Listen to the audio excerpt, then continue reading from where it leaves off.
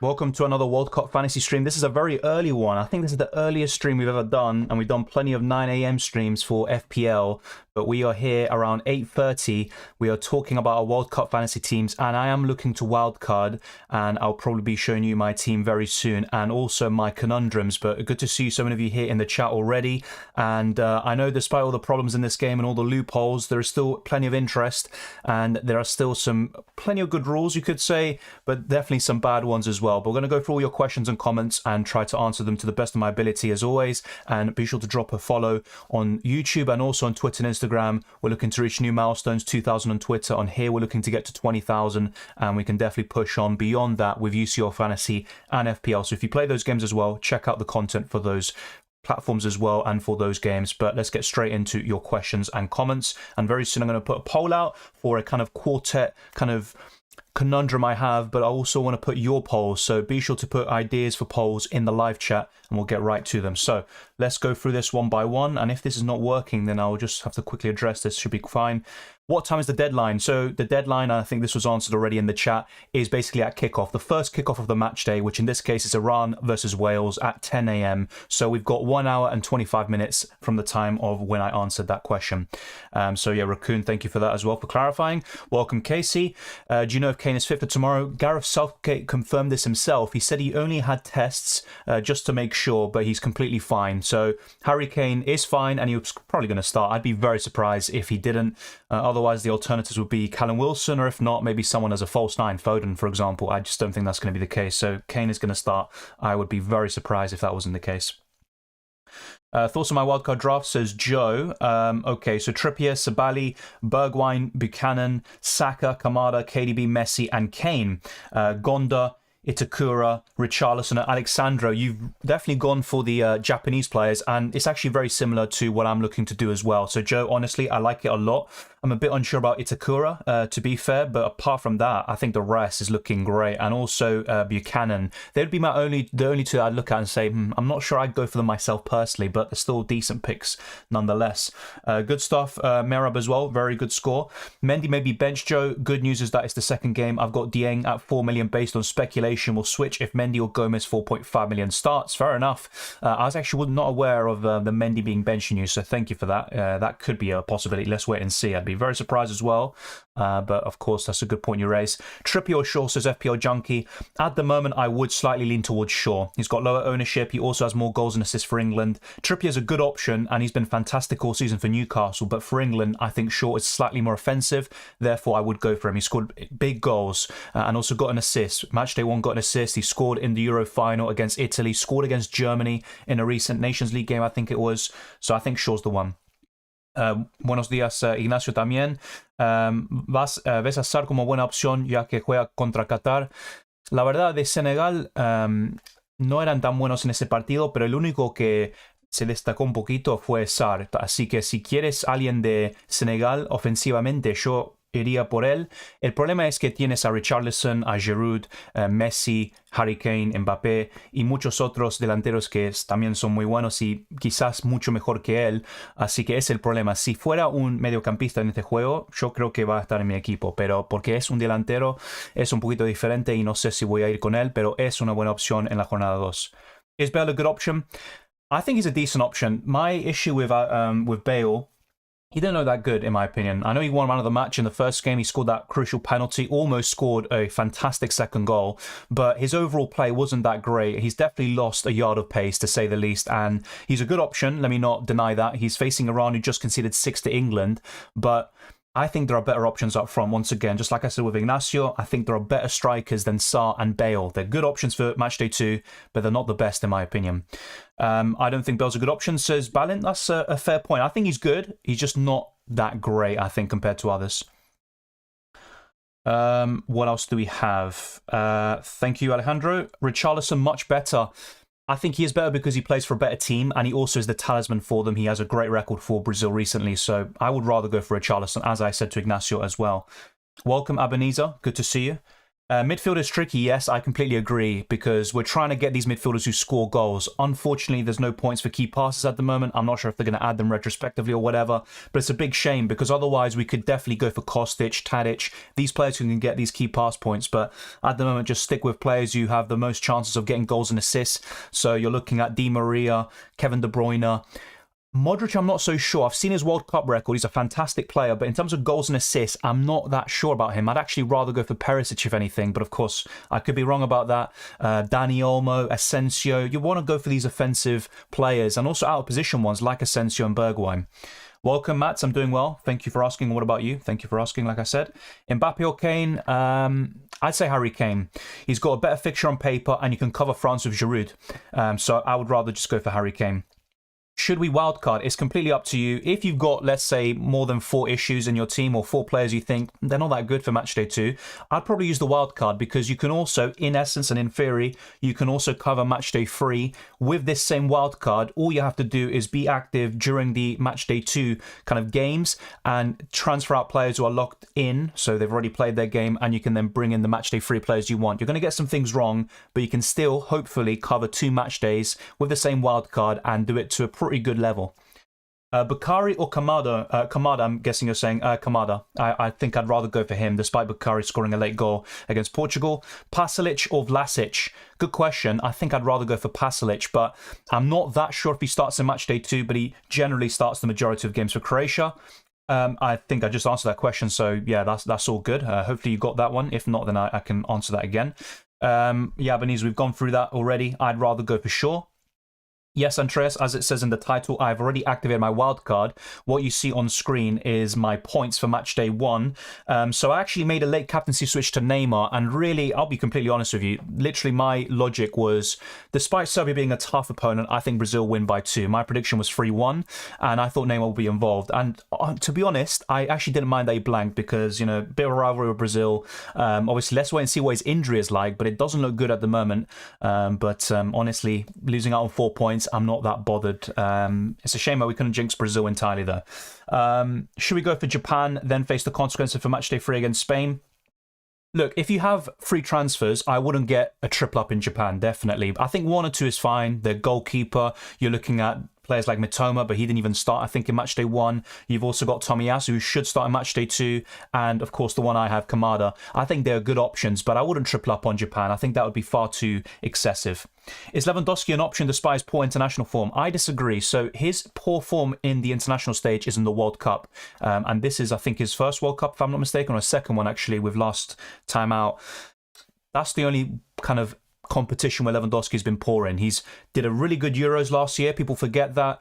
I know they were knocked out in the group stages, but he did the best he could. He scored goals against Spain, I think against Sweden as well. So I think it's just the World Cup where his form is poor. I think he can do well against Saudi Arabia, especially if they play a high line like that. Your go-to goalkeeper Matchday 2. At the moment, I am considering, so it's basically between Nopper from the Netherlands. I cover this in the team selection and wildcard videos. Courtois, if I want a premium, despite Belgium being very shaky defensively. Also Gonda from the Japanese goalkeeper. And the other ones I'm considering is the Tunisian goalkeeper, who's only 4 million, and Tunisia have a really good defensive record. The only game where they've conceded a lot of goals recently is against Brazil in a friendly. So yeah, I think those are the options I'm mainly looking towards. Welcome, Alan. Good to see you. Who should I put in a midfield with Saka and Bellingham? De Bruyne, Di Maria, I think Olmo or Asensio. Those are all good choices for you. All right, we're going to now go back up here. Had 71 points, nailed on Mbappe, captain, and Giroud. Good stuff. And yeah, I think I'm not so sure about that duo going into Matchday 2, but it's still obviously France are one of the top teams, and despite all the injuries they're having and the World Cup curse, I think they will qualify to the next round. The issue is, can they win the World Cup? They can. I'm not sure they will, but you just never know, to be fair. I'm thinking of doing the following, says Victor. Okay, we'll see it, hopefully. Dembele for differential or Sterling? I'd rather go for Sterling because Dembele's facing Denmark, and I'd just rather go for Giroud, to be honest, to cover France, and you can also go for Mbappe. I think Dembele, as good as he is this season, he would be 3rd or 4th in terms of the attacking pecking order for France. So Ventislav says, I went from my own Wildcard draft without any advices. Any thoughts? I like the goalkeepers, Shaw, Dumfries, Sabali, Sosa, Sandro, Bergwijn, Kamada, Modric, Tadic, Saka. I like the team. So my only concerns, I mean, I don't think it's a big concern, but having Alisson and also Alexandro double up against Switzerland, I think one's enough. But to be honest, with how good Brazil are defensively, it's not the worst idea. I like the front three a lot, I have to say that. Modric is a great player, but in terms of the World Cup, I know he's on penalties and he can score, but I think he's not the greatest option. So I would actually probably consider Di Maria and also a Spanish midfielder instead, and even Perisic, and you can use that extra 1 million elsewhere. But to be honest, that's just a personal opinion, and even then, I wouldn't mind having Modric in my team. So honestly, really good team overall, but maybe just reconsider double Brazilian defense and also Luka Modric, but it's a great team overall. I feel like Mitrovic is going to do well versus Cameroon and Switzerland. He was actually mentioned in the team selection video, and he was very close to making the best wildcard team. It's just the likes of Giroud that pipped him to it, and now Richarlison. But Mitrovic is a good player, great record for Serbia. And if they actually attack a little bit more, show a bit more, take a bit more risks, I think Mitrovic is a great option against Cameroon, and I think Serbia will score 1 or 2 goals at least. I have 1 6 million spot left in midfield. I already have Kamada. Any thoughts who to bring in? 6 million, I would probably look at Kostic. He was injured yesterday, but he should be fine. And obviously, I'm guessing here, but I think he should be fine for Matchday 2. If he wasn't, then I would probably look elsewhere. But it does get a bit tricky because Uruguay, I was kind of praising their assets like De Ascareta and also Nicolas de la Cruz, but Uruguay were very defensive in that game, even against South Korea. So I will have to reconsider if, you don't want to go for Kostic, but he would be the main one I'd look at. Kane or Mbappe, we've answered this already. I'd go for Kane personally because of the fixture. When is the best time to wildcard? I would personally say Matchday 2, but that is with the assumption that everything we were told actually remains the case. Otherwise, it would be a bit trickier. Do I take a double up in England defence with Trippier and Shaw, or instead of Shaw, I take Theo Hernandez or someone else? I would rather go for a double up in England defence than Theo Hernandez because they're facing Denmark, who got the better of them 2 times this year. And Denmark are no mugs. I think they're a great team. And as for who England are facing, USA, it could be tricky, but I'd rather face the USA than Denmark on paper anyway. So honestly, I'd go for a double up in England defence, if anything. I don't think he's a must-have, but because of midfielders getting 7 points for scoring a goal, De Bruyne having probably the best fixture of any premium midfielder, I'd probably go for him, but he's not a must-have, no. Griezmann or Giroud? It's easily Giroud for me. Griezmann was great. He's arguably man of the match in the game against Australia, but in terms of goals and assists, Giroud is the guy. Best wildcard team is covered in the best wildcard team video. You could make a few changes if you wish, like Richarlison in and stuff like that, but honestly, the majority of it would stay the same. Yeah, we're getting some repeat questions, which I've already answered, so be sure to refresh for that. Dembele for differential. I don't mind him, but why go for him when Giroud also has low ownership? I think it's under 5%, at the time that I checked. I think last night. I think Giroud, I'd just rather go for him. What do you think of Davis? Obviously on penalties, but I'm not sure if that will be the case for much longer. And Canada, they were impressive against Belgium, but defensively they leave a lot to be desired. And they're facing Croatia, who I expect to win, so not for me. Okay, let's go back up to the recent questions. Bale or Son as a differential? I'd rather go for Bale, I think, out of those two. But Heung-min Son's not a bad idea as well. Best Senegalese cover versus Qatar? I'd say Sabali. 4 million defender. Easy as that. Do you have all 3 transfers, same as I? I did, but I've used the wildcard anyway. What about Ghana Gay? Not for me, to be honest. Like I said, I'd rather just cover them defensively. And if anything, go for Ismail Assar up front. But if you have a good feeling about him, go for it. I'm just not feeling it myself. I'd actually prefer Olmo there. Bruno's facing Uruguay, who could be very defensively resolute, and Olmo is facing Germany, who, as good as Germany are, I think Spain will win that game, and they've got a great chance of scoring 2 or 3 goals, and I think it could be goals from both ends, really. So Olmo's a good choice. Neymar injured? Yes, we don't know how serious it is. He's got a swollen ankle. It could be weeks, it could be days. Let's wait and see, but, the initial predictions from some people would be that he's going to miss Matchday 2, and he was in my Matchday 1 team, and that's why I have gotten rid of him. Keep Olsen. It just depends really with you. I would probably get rid of him if you can, but he's not a priority sell, so to speak. But against France, yes, he's playing up front. He could do something, but I think there are better options in this match day, especially even around the same price, like Kostic if he's fit. Lautaro Martinez or Richarlison, with Argentina needing 2 wins, I feel his minutes are more nailed, whereas Brazil have a plethora of attackers for him to be subbed rested. For Matchday 2 specifically, I think it's really close between the two. What I like about, let's say, for example, Brazil get a draw against Switzerland, which is possible, then they could go strong again against Cameroon, and that's where you really want 2 or 3 Brazilian players. But one thing to note, actually, and people won't be aware of this, is Lautaro Martinez has a great record against Mexico. He's actually one of the all-time scorers in that fixture, and he's only played 2 games. I think he's got 3 goals in 2 matches, and the last time Argentina played Mexico, they won 4-0. But if they play like they did the other day, there's no chance they're going to do that. So they need to step up. I think they can. And honestly, I'd go for Richarlison because of the form. I'm kind of a form person, and Richarlison for Brazil, not just in, yesterday, but also in the last few games for them, he's been fantastic. So I'd go for Richarlison, but it's very close between the two, I have to say. Let's see what we have here. More questions about Senegal players, it seems. And yeah, the chat is absolutely crazy. I think I've already lost the question. I think I was asked about Sarr. Let me try and get it up again. So what about to play Sarr up top against Qatar? As I told Ignacio in Spanish, I think he's a good choice, but the problem is you've got Giroud, Richarlison, premium strikers like Messi. That's the issue there with going for Sarr. I like him, but do I want to take a kind of forward slot and use it on him? Not necessarily, but I have to say I was very impressed by his performance. He was the only one causing the Netherlands problems, in my opinion, in Matchday 1. Also, chip strategy is addressed in my team selection video, I think, or the best wildcard team. So I updated my chip strategy. Matchday 1, I've already used the 12th man on Mbappe. Matchday 2, wildcard. And power captain at the moment, I'm looking to use it in the final, but I'm also open to using it in the quarters or the semis. I've explained it all in detail there. Thoughts on Messi 12th man this game week? Not a bad choice, but I'm not sure I'd go there. If I still had the 12th man, I'd perhaps save it. It just depends, really. If you're not using the wildcard in Matchday 2, then you could use it now. But on Messi, just really depends what you're going for. If you have Mbappe, Kane, and let's say Richarlison, then that's fair enough. Then go for Messi as your 12th man. But I'm not sure he will get that many points, to be honest. Let's wait and see. Is Kostic an option? Yes. If he's fit. Of course, at the moment, he's got a bit of an injury problem, but if he's fit, of course he is. I'd rather go for Giroud, Sudindra, because the fixture's really tough, and Giroud has a great record for France overall and also recently, and he's much cheaper, so I'd go for Giroud.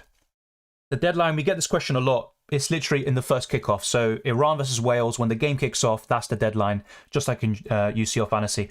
Martinez or Giroud? Martinez has the better fixture, I'd say, but Giroud, once again, better form. I'd say Giroud. I'm not sure, Philip. The game is a bit of a mess, like I said, and it seems like there have been some changes to the rules retrospectively. So midfielders now get 7 points for a goal rather than the 5 that was originally set for them. Power captain options for this. So remember, the power captain, don't worry about it. Once you activate it, it will just go to your highest scoring player in your starting 11. I'm looking to use it between the quarterfinals and the final personally because I'm using the wild card now, and the power captain in Matchday 3, there could be a lot of rotation, and also I think there's still a chance for me to get a higher score in Matchday 3 with my captaincy choices than it would be in the later stages of this competition. So that's the way I'm looking at it. Of course, there's no right or wrong answer, by the way. You could also say there's higher scores and ceilings in the group stages, but there you go. Keep Giroud or sell for Richarlison? I'd keep Giroud. I think there are better transfers to make. Giroud or Lewandowski? I'd go for Giroud, but Lewandowski is still a quality player. It's just the World Cup where he hasn't really done it yet, but honestly, in the next 2 games, I wouldn't be surprised if he scored some goals. Tadic or Saka? Saka. Thank you, Mukesh. Thank you very much. And it's good to see people from all over the world watching. Need a 6 billion defender for my wildcard thoughts. Dumfries. It's as simple as that for me. Cancelo against Uruguay. Yes, it could be a 0-0. Of course it can, but I'd rather go for Dumfries. I would say Saka. Perisic is a good option, though. He's very overlooked, in my opinion. Thoughts on Nico Williams? I think Iran will score. That's my prediction. I think Taremi will score in particular. So not a bad choice, especially as a budget option, but you've got Sabali, you've got also potentially Acuna if he starts for Argentina, although I'm not so sure about that, and you've got other options like Bruno Sosa. I just wouldn't go for him, I think. It's completely up to you, though. If you think Wales are going to get a clean sheet, then go for him. I don't think he's a bad choice, but my personal opinion is that Iran will score. Messi or Richarlison? I'd still go for Messi, I think. Noppert, Gonda, or Hennessy and Damen? At the moment, I've gone for Noppert and Gonda, so that would be my preference. Lewandowski, Bruno, or Ronaldo, KDB? That's a tough one. Probably Lewandowski, Bruno. So really close call though. Kane and Di Maria or De Bruyne and Giroud? That's another great question. I would go for Kane and Di Maria. Do you think they will eventually fix the points for key passes, tackles, and shots on target? Shots on target, yes, I think they will. Key passes and tackles, I don't think so. But let's wait and see, because they are saying they're still updating the game, so it's possible. But literally, it could come to Matchday 3, and then they update the Matchday 1 points. You're like, well, what the hell is this? Giroud or Richarlison? At the moment, I've gone for Richarlison, but it's really close between them. What's the benefits of wildcarding this week? I've explained this in all my videos. So basically, if you wildcard now, what we've been told is that you can also set your team up for Matchday 3. So you build a team for Matchday 2, as I'm going to do very shortly. And as the games go by in Matchday 2, the players become locked. You can then take out these locked players and bring in players ahead of Matchday 3 because you still have unlimited transfers until the end of Matchday 2. So you, in essence, can cover 2 match days. You will get some things wrong in terms of Matchday 3 picks, even after knowing the results of certain nations, and also how, you know, the managers will think. You might gain a bit of insight from that, but you will still get things wrong. I mean, imagine if Spain win their second game and then you're kind of guessing who Spain are going to play in Matchday 3 against Japan. I mean, you just have no idea what they're going to do. So I still think the wildcard is the best to use this week, but I don't mind using it in Matchday 3 as well. How to activate the wildcard? It's literally the yellow button on the top left-hand corner of your screen. You will see on the app and also on the website. You click on it, then you select the wildcard and hit apply and just confirm it, and then you can make your changes, and everyone will be selected in yellow. And I'll just show you right now, just like here. So all you have to do, you literally can see on the top left, it says wildcard. You just have to click that yellow button, that diamond, click on it, and then you can just select the wildcard option, and there you go. So what you see on screen isn't my wildcard. It is literally just some players, some of them that I haven't highlighted. So obviously De Bruyne I've talked about, Di Maria and stuff as well. But players like Asensio, who I've briefly mentioned, they are here. Sabali, Damen, there's some really good picks in here. And, you know, I'm forgetting to mention players like Taremi, for example. I've got Gareth Bale there on the bench, some great differentials. But this is a good idea for you in terms of some great differential picks for Matchday 2. And also something different, you know, just from the usual premium options and players from the top nations. So, you know, the points aren't always from them. I'm actually going to put a poll out here.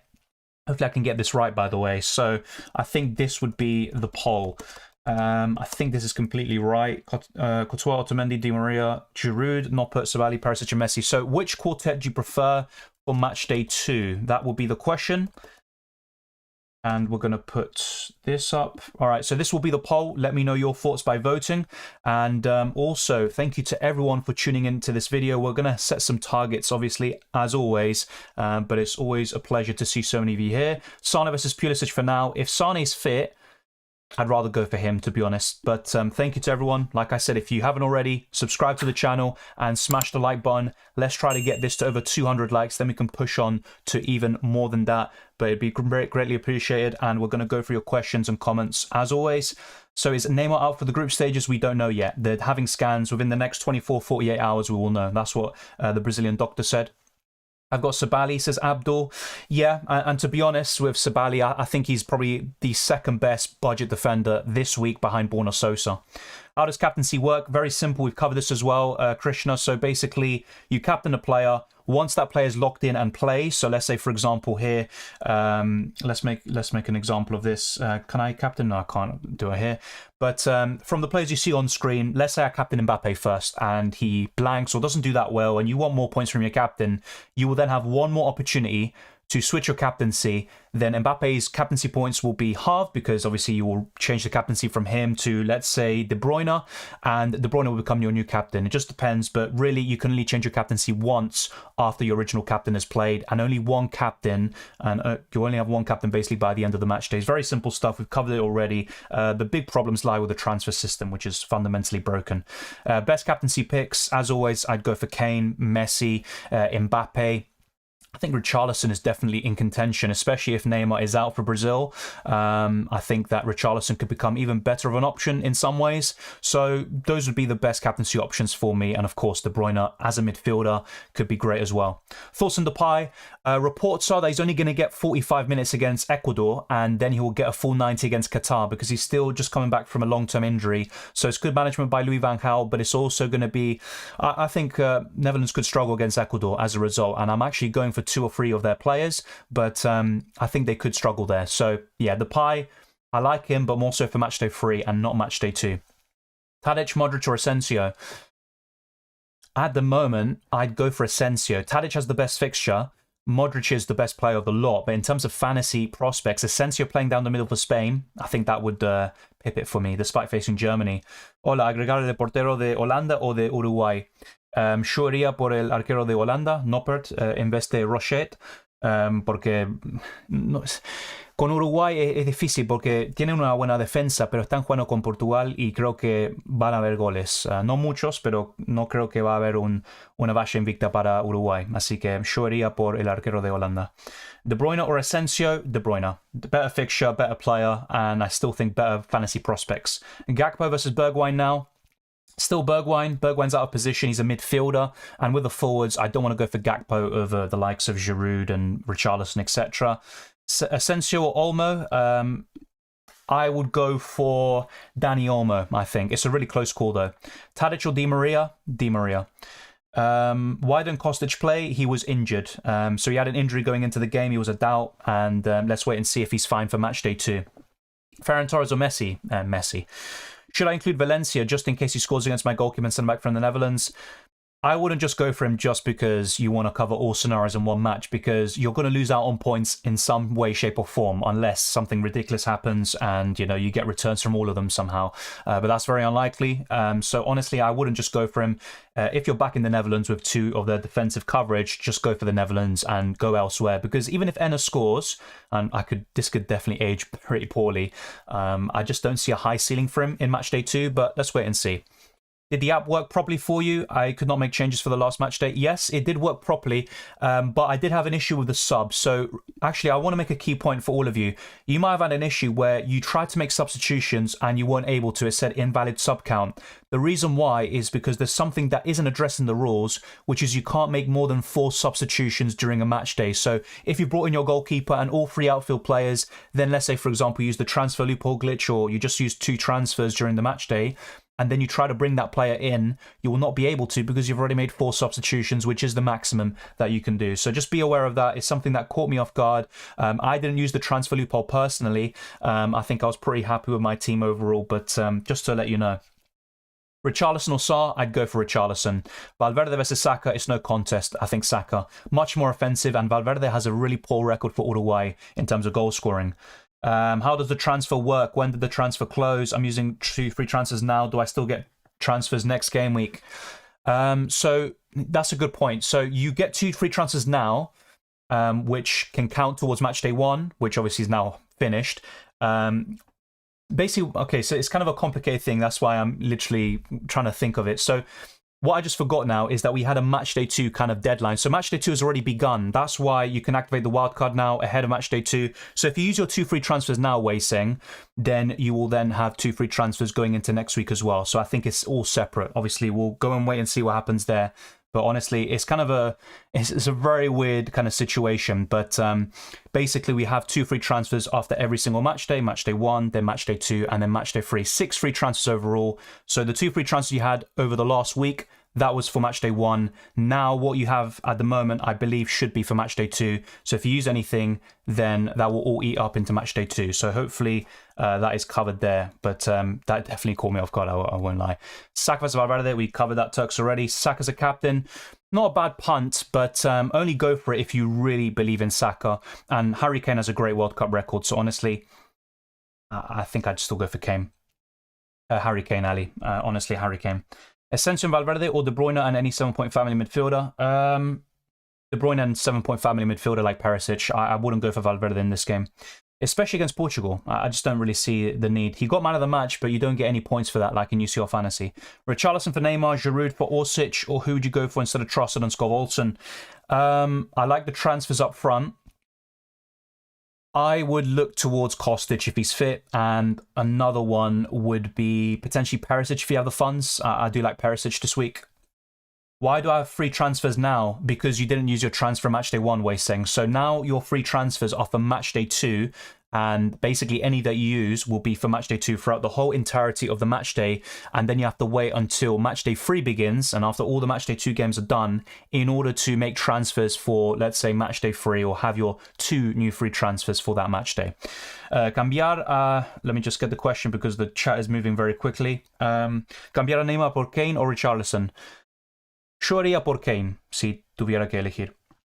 Neymar versus Mbappe, and Neymar's, you know, a big doubt for matchday 2 now. Yes, Davin, that's completely normal. If you have free transfers, it's because it rolled over from matchday 1 and you didn't use it. I also had free transfers, but I decided to use the wildcard anyway. Tadic or Kostic? If money is no issue, I'd go for Tadic. No injury doubt. He looked decent against Brazil. I have to say, Serbia were very disappointing, though. I expected more from them going forwards, but they were very cautious, which was quite understandable. But I think Brazil were there to be got at, in my opinion. But Tadic will be the one. Sterling, Giroud or Richarlison? Probably Richarlison from those 3. It's between him and Giroud for sure, and you can't go wrong with either. Olmo or Saka? Bukayo Saka. How do the mid-matchday transfers work if Bergwijn doesn't start? Can I transfer him out before the game? Yes, you can, but it has to be, Frenzy, for someone who hasn't played yet. Be aware of that. So you can go from Bergwijn to basically any midfielder, but not those who have played in the Wales versus Iran match. So just bear that in mind. Hey, Dylan, what was the rule you were talking about regarding making transfers within the matchday?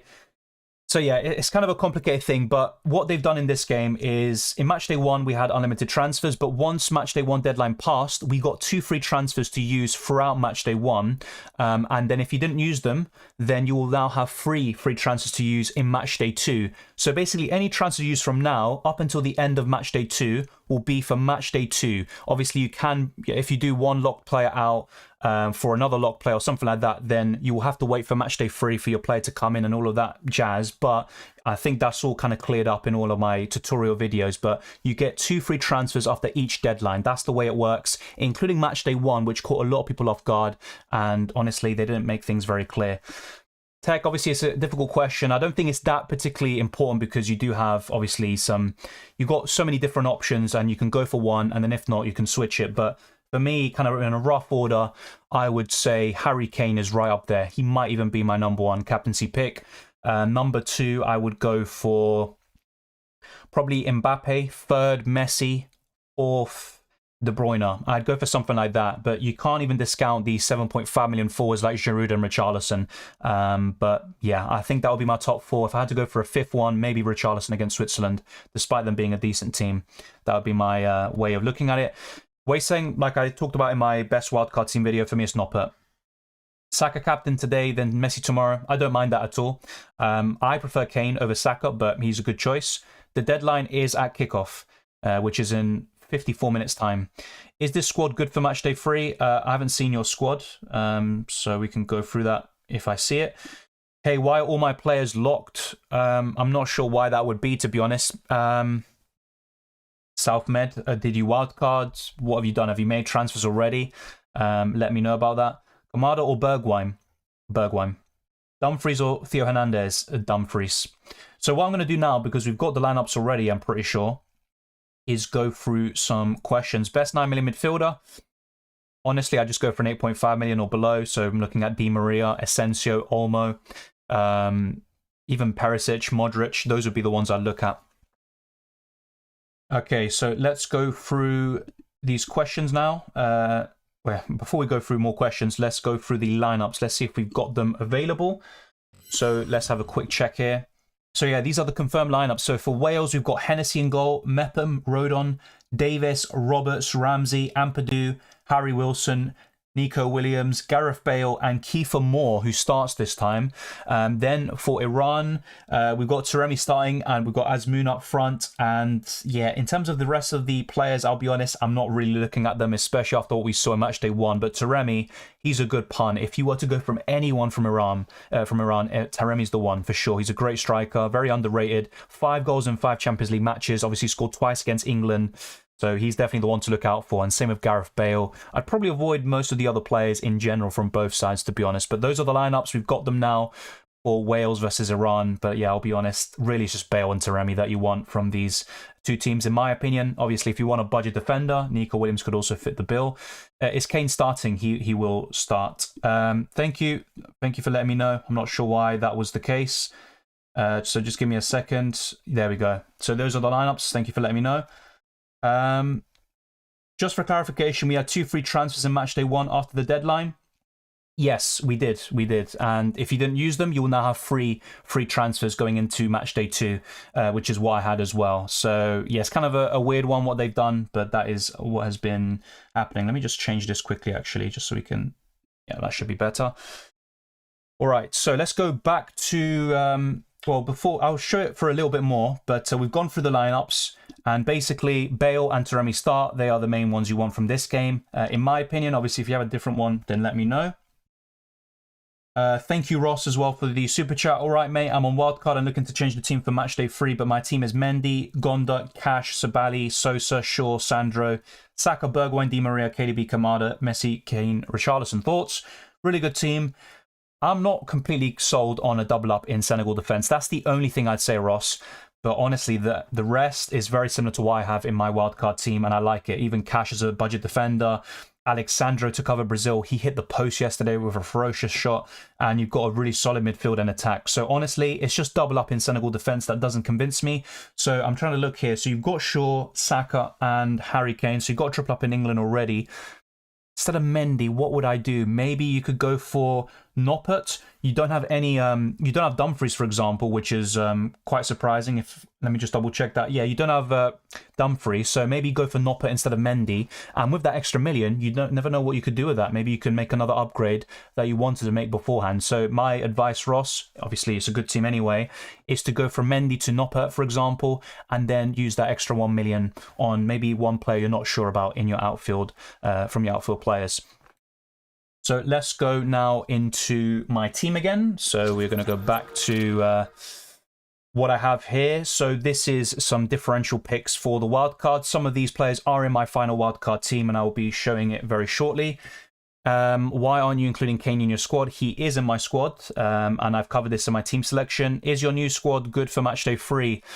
It's decent for Matchday 3, but remember, with the wildcard in Matchday 2, what we've been told is that we can use our unlimited transfers until the end of Matchday 2, so we can make transfers ahead of Matchday 3. So that shouldn't be an issue anyway. Yeah, exactly, Davin. Exactly. One transfer rolls over. That's it. So what will happen if the free transfers aren't used after the Game Week 2 deadline? You still have free transfers away saying in Matchday 3. So honestly, it's not worth it. Worth going -4 points. It's only -3 points in this game. It's not -4.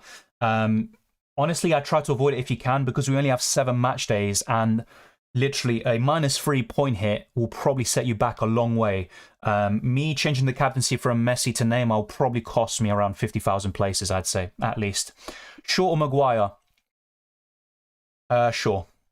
Is Theo Hernandez starting? Really good point, actually, that I forgot to mention. So France are actually testing Camavinga as the left back. It sounds crazy, and you've got Theo Hernandez there. Camavinga played well. I think it was Camavinga, sorry. Or have I got it right? No, yeah, it's Camavinga.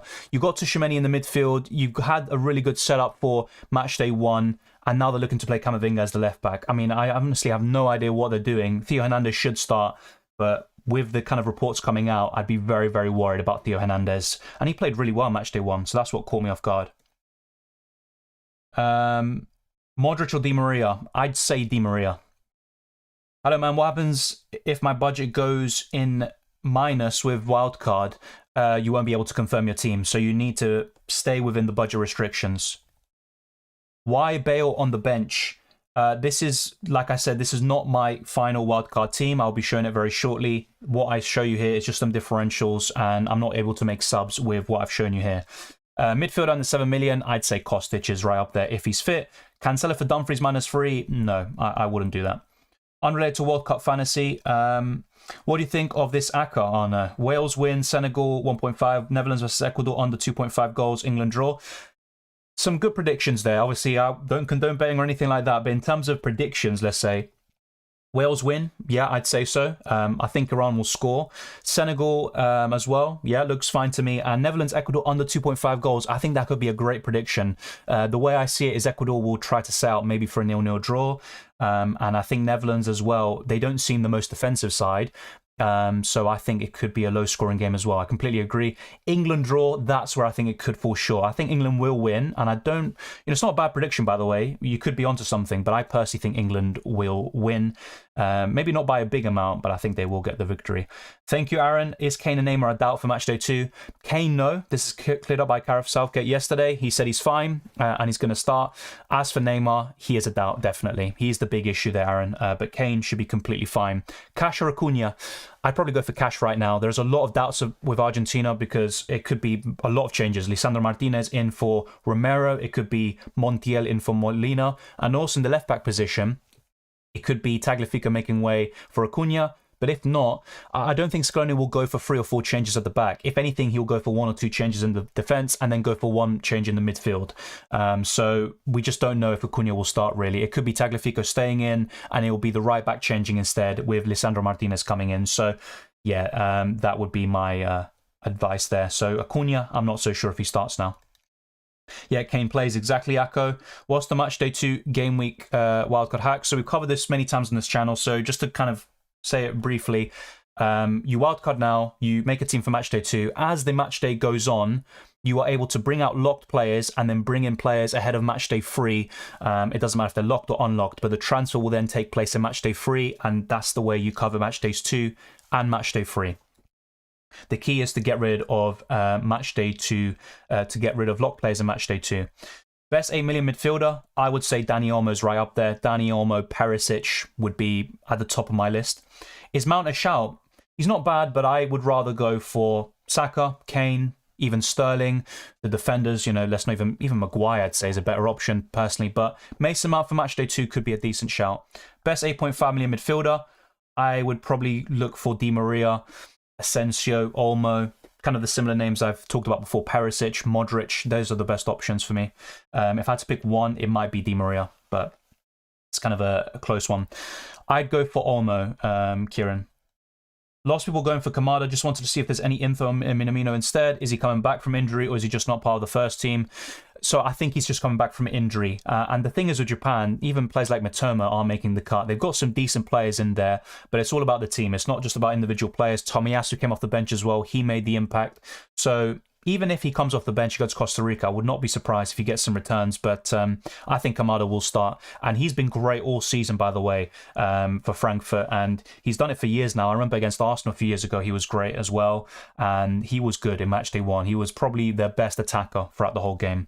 Do you worry about Kane's minutes versus USA? No. Not really. I think he'll get 70 minutes, which is more than what we need, really. And I think Kane is one of the best captaincy options. But can I transfer players during Matchday 2? Yes, you can, George. Yes, you can. Asensio or Bellingham for Matchday 2? Bellingham. But I don't think you can bring locked players back in for Matchday 3, so be aware. Yes, Deadly Mantis, there's so many kind of different, permutations and possible issues, so you could be right there. Unfortunately, we won't really find out until we get there with some of these things, but we just have to kind of adapt and improvise as we go along. 4.5 million midfielder, not really anyone. Gonzalo Plata. Asri, if he can get a start, but we're just not really looking at much there. Best front three this week, I'd say Kane, Richarlison, and Messi is up there. You could easily switch one of them for Giroud, or you can go for Mbappe, but it's definitely between those 5, and the first 3 I said I think makes for a good front 3. What about Musiala? Is it worth it? I wouldn't go for him against Spain. I wouldn't do that. Must-have defenders outside of your current ones? Must-have, I wouldn't say must-have, but Alexandra's a really good choice at 5 million. I would also say Matty Cash, Borna Sosa, really good choice. So those are some really good options, quite cheap as well, very affordable. And the other one is Luke Shaw, really good choice at 5 million. How to put on subs without wasting all 4? This is a really good question. So this is why I always say, on your bench, make sure that you put players who play on the Wednesday and the Thursday. So don't put anyone who plays in the early days, especially today. Make sure you sort out your bench before the deadline passes and you have everyone on your bench who plays later on this week. And then you can bring them on. Once you see how the players on the earlier days in your starting 11 do, then you can react to that, sub out the lowest scoring players and bring on your substitutes and not run into these issues of 4 substitutions. And it also allows you more time to make transfers within the same match day and then you can maximize your points in that regard. So that's the key bit there in terms of your bench. Make sure you put players who play as late as possible. Ideally, you're looking at the Sunday, I believe it is. So as late as possible, the Sunday and the Monday, that's where you want your players to be playing on in terms of your bench. Best 7 million midfielder. 7 million midfielder. I'll just look at Kamada, to be honest. Kamada and Kostic would be my main ones. Thank you, Abdul. I'm going for Kamada myself, and honestly, whenever I watch him, you know, for club and country, he's very impressive. I have to say he's probably my favorite Japanese asset. Lewandowski an option? Yes, he is definitely an option. I think he will break his kind of World Cup curse within the next 2 match days. Are we sure that Alexandro starts? I think he does. I don't think he's completely nailed, but I think he will start match day 2, especially after what he did in the first match day. If anything, he might be rotated in the 3rd game against Cameroon. Will Kane and Neymar play? My prediction is Kane will, Neymar won't, but let's wait and see. We need more updates with Neymar. Kane is completely fine. When to use Power Captain? I'm looking to use it between the quarterfinals and the final. That's my gut feeling right now. But to be honest, you could use it whenever, really. If you're not using the wildcard now, it's not a bad time to use the Power Captain. But for me, the 12th man of the wildcard is best used now in Matchday 2. Kane or Richarlison? Harry Kane. Modric or Tadic? Tadic. Kamada or keep Madrid? I'm not sure what you mean there, mate. I'm guessing it's Modric. If you can, I mean, I just stick with Modric if that's the case, or if that's who you're on about anyway. Mitrovic for the final 2 game weeks, I don't mind him at all, and Serbia will have something to play for, so it makes sense. I'm a bit concerned about Mitrovic though. You know, obviously he relies a lot on service. He didn't get it against Brazil, and he still has this kind of problem going. Obviously he's going to play these games, but I don't think he's fully recovered from those kind of 2 broken, I think, bones in his foot, something like that, so I'm not sure. Kudus an option. He looked great against Portugal. He was my man of the match, despite the result. I have no idea why he was subbed off, but yes, he definitely is an option. I'm not going to go for him, though. Why Olmo over Asensio? He's got a much better record for Spain. I think in around 27 games, he's got, I think, 5 goals and 9 assists, something like that. Olmo's record is far more impressive than Asensio's, but what I would say is Asensio does play down the middle. That is definitely an advantage, but he's also $500,000 more expensive. So it's close. I don't think there's a right or wrong, but I'd rather go for Olmo, who has been more consistent over the last year in particular, in the Euros as well. He obviously made a great impact for Spain. Is Montiel starting? He is expected to start, yes, over Molina. Do you think England will concede a goal?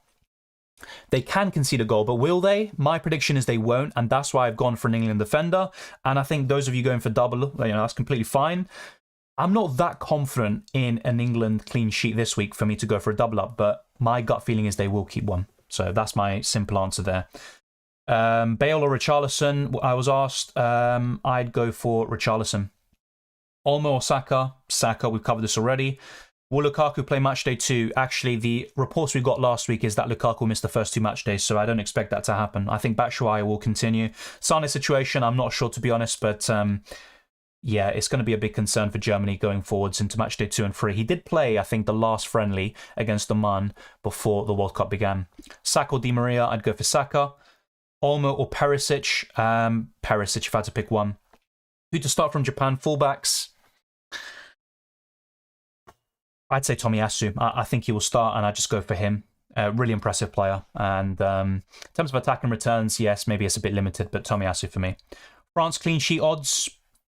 I'm not going to put a percentage on it exactly, but I think Denmark have a good chance of scoring. Do you think it's fair that we can see each other's teams before the deadline? I'd rather that not be the case. What I like in Sky is that you have the option to make your team private. I really like that. I think that's the best way to go about it. Taremi versus Wales, I like it. I think Taremi is the best option in that game. Maybe even over Gareth Bale, I would say. So I like Taremi. Hey Dylan, if we don't have players for the Wales, is our deadline for Wildcard at 1 PM UK time? No. The deadline will still be, you know, the first game of the match day for the wildcard. And remember, once the match day begins, you can't activate the wildcard to use throughout the same match day. So if you want to use the wildcard in match day 2, use it now, activate it, and make sure your team is set.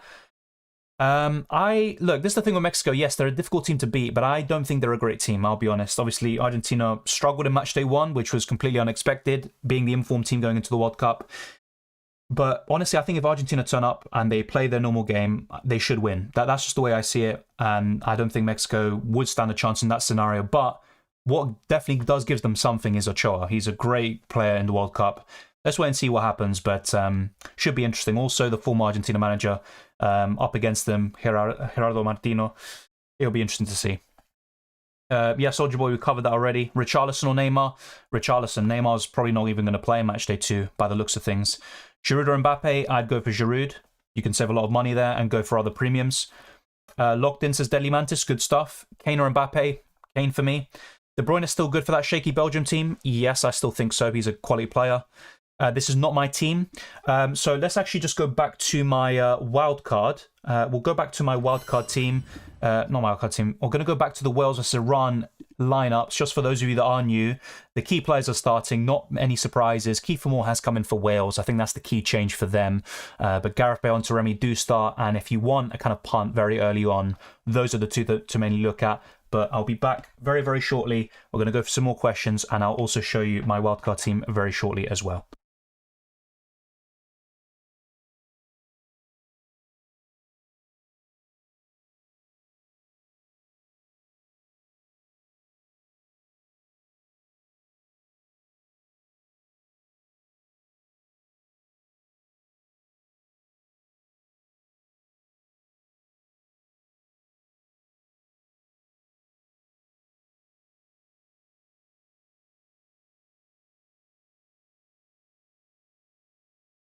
Okay, we are back, and hopefully we've also sorted out the lighting issues which have happened during the stream as well. But like I said, we briefly went over this as well. My match day one performance in the end, I did switch the captaincy to Neymar in the hopes of either getting something from him or jinxing. It looks like I jinxed him, and I'll be honest, not the worst case scenario for me, to be honest, with Brazil being one of the main rivals. But this is back to what we are talking about, the differential picks on the wild card. And obviously not all of them are differential picks. De Bruyne, Di Maria are going to be highly owned. Mbappe as well. I would say I think 3 or 4 players from this team or from the squad will be in my final wildcard team as well. You can check out my best wildcard team video where it's pretty much very close to what I have in the end to my final squad. But my main advice really for everyone would be not to copy anyone and just stick with your own game. It's World Cup Fantasy. Just have some fun. The game's broken, and that would be my main advice to all of you. Thank you, Aaron, for the super chat as well. Kane or Sterling? I think you know my answer on this one. It would be Harry Kane. Sterling, very good for England, but Harry Kane has a great World Cup record, great record for England overall, and even in Matchday 1 got 2 assists and got more points than the likes of Messi. So, yeah, Harry Kane for me would be the one to go for. Richarlison or KDB for the 12th man? Kevin De Bruyne. How to make subs is very simple. You just click on a player and there will be a sub on button or sub off button, and you can do that accordingly. So all you have to make sure is that you have basically a valid formation, and there's 8 valid formations. If you play FPL and use your fantasy, you'll be completely accustomed to that. Gavi or Asensio? Asensio. Gavi, I know he scored a great goal, but offensively he's not as capable of returns as Asensio, Olmo, and Morata and all these players. So yeah, I'd go for Asensio. Yeah, fair enough. Belgium did look really poor, but I still am going to go for KDB, to be honest. Giroud or Mbappe instead of Neymar or Richarlison? I'm personally going for Richarlison right now, but it just really depends, because if you go for Richarlison and Giroud, what are you going to do with the extra money? That is the key question. And if you're going to make some huge upgrades elsewhere, I'd go for one of them, and my preference at the moment is Richarlison. But if, let's say, for example, you're not really sure what to do with the rest of the money and you just want a premium option that you can captain and you don't really have that elsewhere, go for Mbappe, and that's that simple. My honest answer right now is Richarlison because he's in my team from the free. Hopefully I do jinx him, by the way. That's my main aim there. Richarlison or Giroud? I'm going for Richarlison. That would be my answer then. Who to captain this match day? I'd probably say Kane and then switch it to either Messi or De Bruyne. I think that's what I'm looking at. Is Harry Kane injured? No, don't worry. Harry Kane's fine. He's completely fine. Di Maria or Asensio? Di Maria. Acuna starting? It's a possibility, but like I talked about earlier, Argentina are expected to make 2 changes at the back line, and they're already talking about changing the right back and putting Lisandro Martinez in at the centre-back position. So if that's the case, Acuna won't start. It'll be Tagliafico again. So at the moment, my guess is no. But let's wait and see what the end result is. Theo or Pavard? because of the rumours about France changing the left-back position, I think it's going to be Camavinga playing there. Then I would look towards... Pavard instead. He's more nailed on. By the way, I might be getting that wrong with Camavinga. It might be Tchouaméni. The point is, Theo Hernandez, if someone else is going to start in the left-back position, it just limits his chances of starting. So I just go for the safe option there. Is Harry Kane injured? No. I'm not going to answer any more questions about Harry Kane. Paqueta or Perisic? Perisic. Kamada or Asensio? Kamada. Gavi or Bergwijn? Bergwijn. Simple as that, Thomas. Can you shout a best 5.5 million defender, Dylan? Marquinhos. He's the one that I'm looking at. Thoughts on Ismaila Sarr? Good choice, but you also got so many different options up front, and that's the key issue for me. So, good choice, great fixture. I could see a return for him, but I think there are better options across different price points. Around the same price, you've got Gakpo, you've got Richarlison, Giroud, Bale, Taremi. You've got these premium options, and I'd just rather go for all of them, to be honest. Lautaro versus Messi. I think Messi's just a safer captaincy pick, and he's also owned by 70% of the game, and obviously he's on penalties, and also got more assists for it. There's a lot of things he has over Lautaro Martinez, but as I talked about earlier, Lautaro has a great record against Mexico. I think it's 3 goals in 2 games, and I think he's got a great chance of scoring in Matchday 2 if Argentina turn up. That's the key issue. Neymar injured? Yes, he could be out for Matchday 2, but once again, just wait for the next day or two. Right now, we can only speculate, and they're going to do some more tests, and then we'll find out the results. Is Hennessy a good pick? I don't believe so. I think Iran will score, more so I'm looking at Taremi. So I think there are better picks than Hennessy, but of course, if you fancy a Wales clean sheet, go for it. I think Wales will win, but I also think they'll concede. Also about Bellingham, good choice. He's probably my second favourite England midfielder, just behind Saka. Then it'd be Mason Mount. That's the way I'm kind of ranking them. But good choice. But I'd rather go for Saka if you can. Bellingham or Di Maria? I'd still go for Di Maria. Since midfielders get more points, is it worth investing more in them over forwards? Well, I'm looking at something very similar.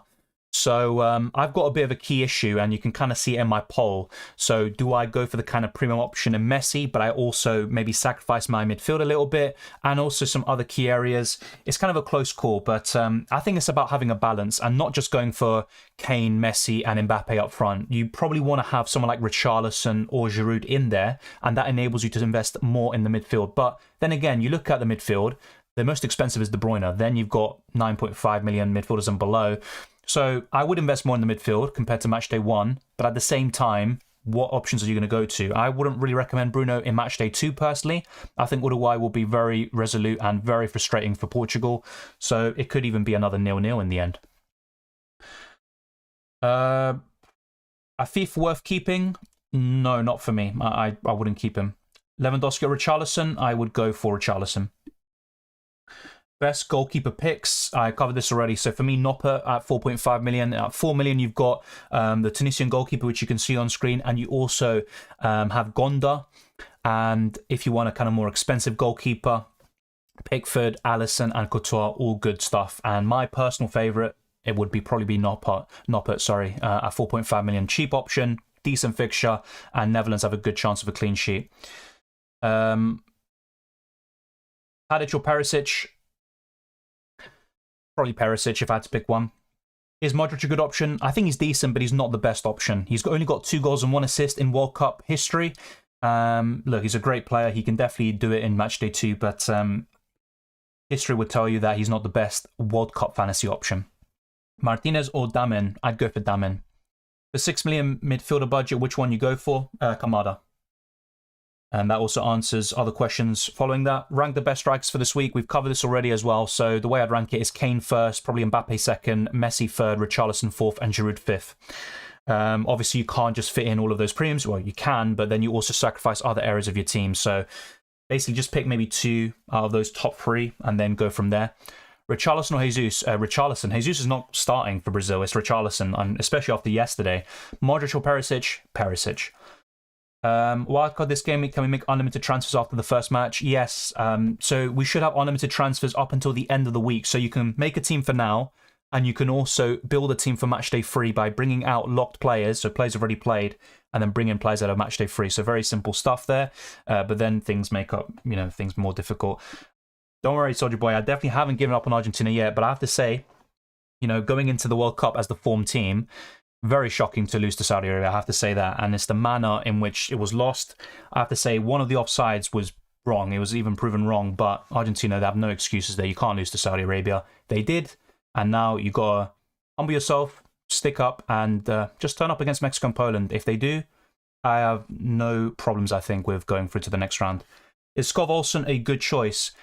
Yes, but he's facing France, and honestly, I could see maybe a low-scoring game in that one. You know, it could be a 0-0 or 2-1 either side, but I wouldn't be particularly confident of Skov Olsen in Matchday 2. I have Kamada. I need one more 6 million midfielder.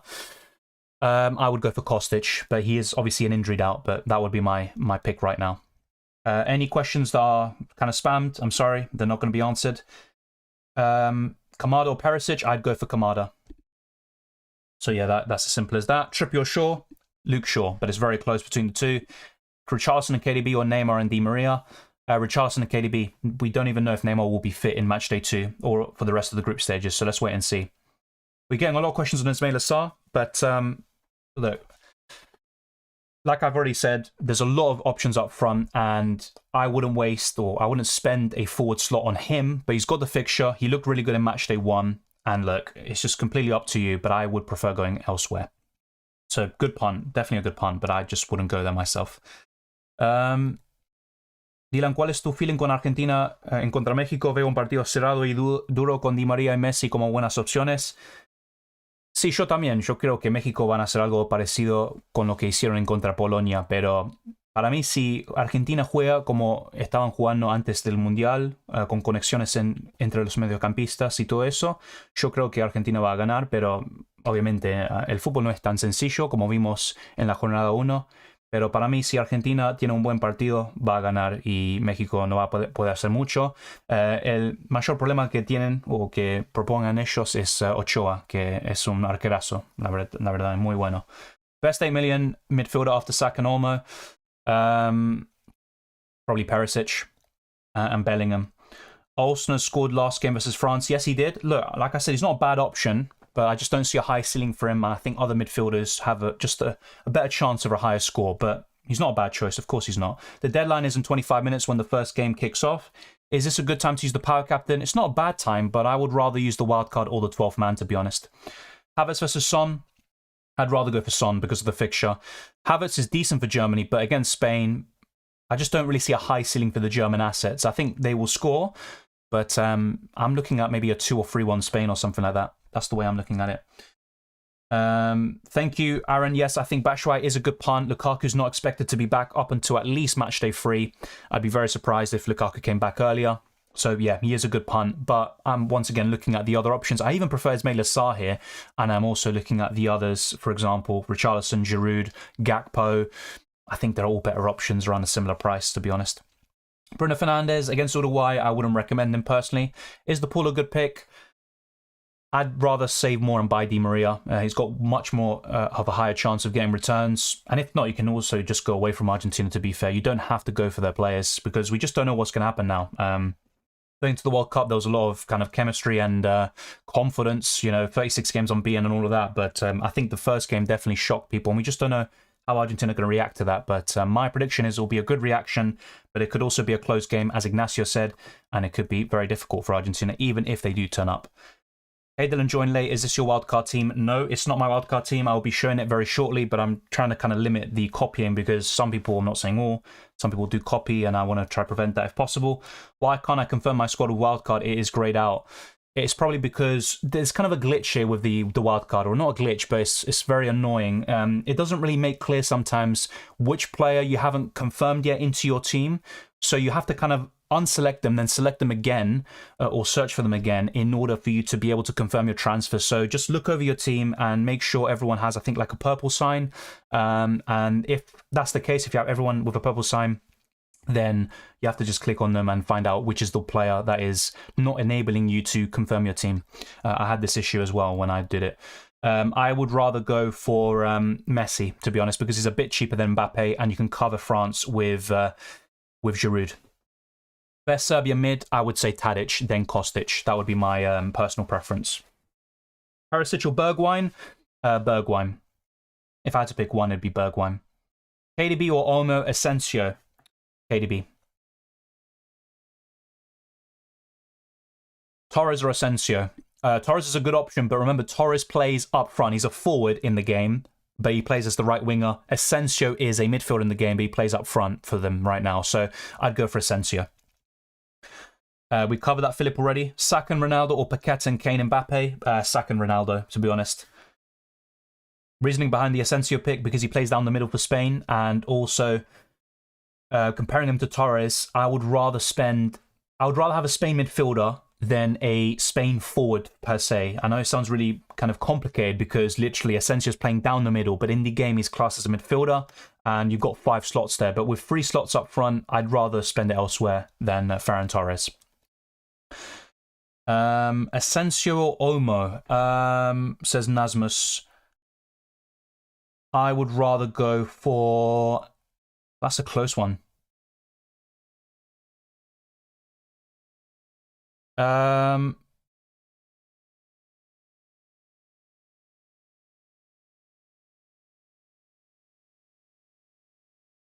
go for Olmo. If I had to pick one, it would be Olmo.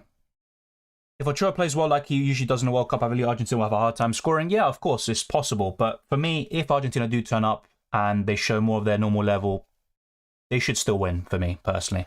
But let's just wait and see. Football's not that simple, as we've seen in the last few days. Perisic, Di Maria instead of De Bruyne, Zielinski. Yes, I'd probably prefer that. But Zielinski's not a bad choice against Saudi Arabia. Only 6.5 million as well. Giroud or Bale? Giroud. Di Maria or Perisic? If you can afford it, Di Maria. Perisic, Di Maria. Yeah, you just answered that. Who was on penalties when Neymar isn't playing? I think it would be Richarlison. Looking down the list, and yeah, it's between him and Rafinha, and I think it would be Richarlison.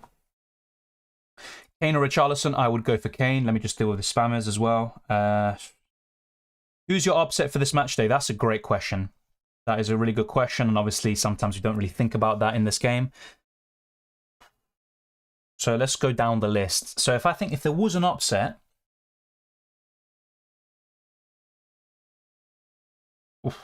that's a good question. Because Uruguay versus Portugal, despite Portugal being favourites, I wouldn't call that a big upset. I think Uruguay could win there, would kind of frustrate them. My prediction for a upset, if there were to be one, I don't want to say Argentina, so I'm going to try avoid that one. But that definitely could be possible. I would say... That's a tough question. That's a really good one. That is a really good question. Jesus Christ. Denmark against France, is that really an upset? If it's classed as an upset, I'd go for that one. I think Denmark could beat France for sure. They've done it already twice this year. Morocco against Belgium, I would not be surprised at all. Despite Morocco not scoring in the first match day, I don't think Morocco winning would surprise me that much, but it would shock most of the world. So yeah, for me, Morocco and Denmark winning would be the most likely upsets in this match day. Shaw or Theo? Luke Shaw for me all day long. Plays in a better defence as well. If I miss the deadline, am I stuck with the players I have? Yes. So you might as well sort your team out for now. You can make transfers during the match day, so don't worry about that. But you want to try set your team up now, basically. And also your bench is really important. Hi, Dylan. Do you think Germany will go out after just 2 games? Look, they can beat Spain. Of course they can. And Spain, as good as they were, they're the most impressive team so far in this tournament. They were up against a completely non-existent Costa Rica team.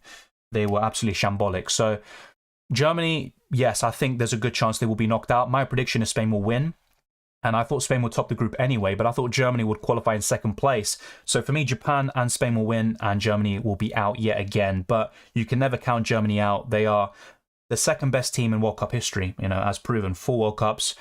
So I think they still have a chance, but my prediction is they will be knocked out. Denmark, France, yeah, that's my prediction. But the thing is, like I said, Denmark winning shouldn't be that much of a surprise. It really shouldn't. You trust France that much to score against Denmark?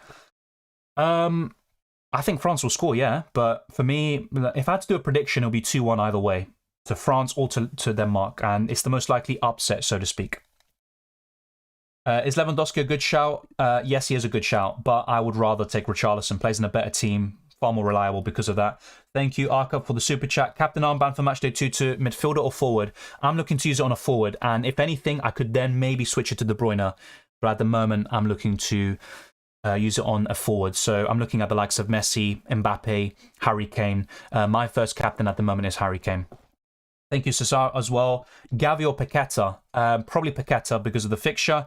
Paqueta is a bit more offensive for Brazil than he is for West Ham, for example, but his record isn't that great. I think he did better, if anything, in the Copa America last year, scored a crucial goal against Chile in the knockout stages, but I wouldn't expect anything major from either of them, to be honest, and that's why I'm not a big fan of these kind of 7 million and below midfielders, with the exception of Kamada this game week and maybe a few others like Kostic, but Paqueta will be my one for this match day. 4 million defender, Sabali from Senegal. And another one would be Mati Cash against Saudi Arabia. Those would be my two. Best 4.5 million defenders. If Acuna starts, I think he's the best one. But at the moment, I have doubts about that. So Itakura would be better. And I think I'm forgetting another one, 4.5 million. So the two 4 millions I just said would be relevant. Borna Sosa at 3.5 million. Gavardiol at 4 million. I think those would be the main ones, really. I'm trying to think of another 4.5 million defender. Yeah, I think that's where I kind of lean towards, really. Will Sane play? At the moment, I'm not sure about that. Happy with my squad for matchday 2. Without the wildcard, it's best to wait until matchday 3 starts to activate it. Yeah, I think if you're not using the wildcard now, I'd use it in matchday 3. And I've seen something like you can't, use it in the same way in matchday 3 as you can in matchday 2, so you can't just look at the lineups in matchday 3 and then react. So it's kind of a weird thing. Honestly, there's so many kind of big problems and loopholes in the game and a lot of confusion, but yeah, I think matchday 3 would still be the best time to use the wildcard if you don't use it now. Ferran or Depay? Ferran, because I'm not sure if Depay will even play the 490. They haven't added points for tackles and all of that stuff. Let me just deal with the spammers once again. They've, honestly, Jesus Christ, just get rid of them, honestly. Is Cancelo a good option? He's decent, but at 6 million, I think that's far too much money. When Uruguay, if they actually attack, they have a great chance of getting some goals. Force on Alexandro, he is in my team. I think he's a good choice at 5 million. My only concern is if he will start in matchday 2 and in matchday 3. And my thought is that he'll start the next game against Switzerland, but be benched against Cameroon, especially if they get the result. How do we substitute during the match day? Very simple. You just click on a player, sub them in and sub them out. There's a button for each one of those. You just have to make sure that it's a valid formation, but don't just keep subbing players on and off, because if you do, then you will reach the limit of 4 and you won't be able to change your bench and your starting 11 again. So you want to make sure that everyone on your bench plays on the later days of matchday 2. So we're now into the last 15 minutes. Is Telles a start for Brazil? No, Alexandro started in matchday 1. Telles does sometimes come in, but he's not a guaranteed starter for sure. Mela or Telles? I'd rather go for Mela. Obviously, if we get confirmation of Telles starting, then I'd go for him. But until then, I'd say Mela. Thoughts about Nico Williams for 4.5 million? Not for me. I think there are better options from better defenses. Also more attacking potential around a similar price, so not for me. Switzerland beating Brazil will be the biggest upset. I hope so, by the way. I really hope so. I think Switzerland can get a draw or something, but I don't see them winning against Brazil. Of course, it can happen. Brazil aren't unbeatable. I think if Serbia attacked a little bit more, had a bit more quality in the final third, they could have definitely caused an upset. And Switzerland are capable, but I think Brazil will win, unfortunately. Is not having any France options the end of the world? No, it definitely isn't. They're facing Denmark, and even if they win, I don't see it being a big win like they did against Australia, so no. Yes, I have played the wildcard. It's in the title of the video. Taremi or Giroud? I'd go for Giroud, but Taremi's a good choice. How many times can I change captain? Once. So you have one captain, Messi, for example. If he doesn't do that well, you can change it once more to De Bruyne, and that's it. But you can't just keep changing it between days within a match day like you can in UCL Fantasy. Shaw looks better than Trippier, in my opinion. Yep, and I've got Shaw right now. Giroud or Richarlison? Richarlison right now, but it's really close. So I think it's neck and neck, but the fixture slightly favours Brazil, I think. Aaron says Depay, Sarr or Son? Depay is expected to only start 45 minutes or to play 45 minutes. I'd probably go for Sarr from those three. Son's obviously always a good choice, but yeah, I'd probably say Sarr.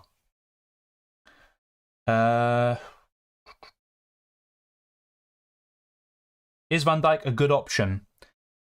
Yes, but why go for him when you got Dumfries and Noppert in goal? That's the way I'd see it. What do you think on Sane? Will he play? I'm not so sure if he plays, to be honest. That's my main concern. So we're approaching the final 12 minutes. Bergwijn might not play. Klaassen is in. I mean, look, I'm not saying Bergwijn is completely nailed on, but I'm still going to go for him. And if he doesn't start, then I would probably transfer him out. And then it could have an impact, obviously, on Matchday 3, but we can obviously deal with that accordingly. Updates on Neymar? No updates yet. We have to wait for the medical reports and the scans within the next day or two. So just have to wait and see. I think England will concede. Fair enough, you know, if you have that prediction, then that's completely understandable. Better defender, Otamendi's good at 5 million. You've also got Cash, a Japan defender like Itakura. I think there's still plenty of options. Borna Sosa, Sabali from Senegal. So yeah, those would all be pretty good choices, to be fair. No, George. So we've covered this already. So it says you can change an unlimited number of times in terms of before your captain has played. You can change it to whoever you want. But once your first captain plays, you can only change it once more. You can't change it an unlimited number of times and have basically anyone you want as captain. So yeah, be aware of that. You can only change the captaincy once after your original captain plays. So we've got pretty much, 10 minutes left for the deadline, 11 minutes. So we're going to be locking in our teams now. Should I use Wildcard? If you have a lot of issues with your team or you want to make a lot of changes, then yes, fair enough. Captain Kane or Messi? I mean, you might as well captain Kane and then you can switch to Messi. Simple as that. You think Senegal will keep a clean sheet? I'm not that confident, but my gut feeling is yes. It's a bit like England, to be honest. Sarr versus Giroud? I'd still go for Giroud.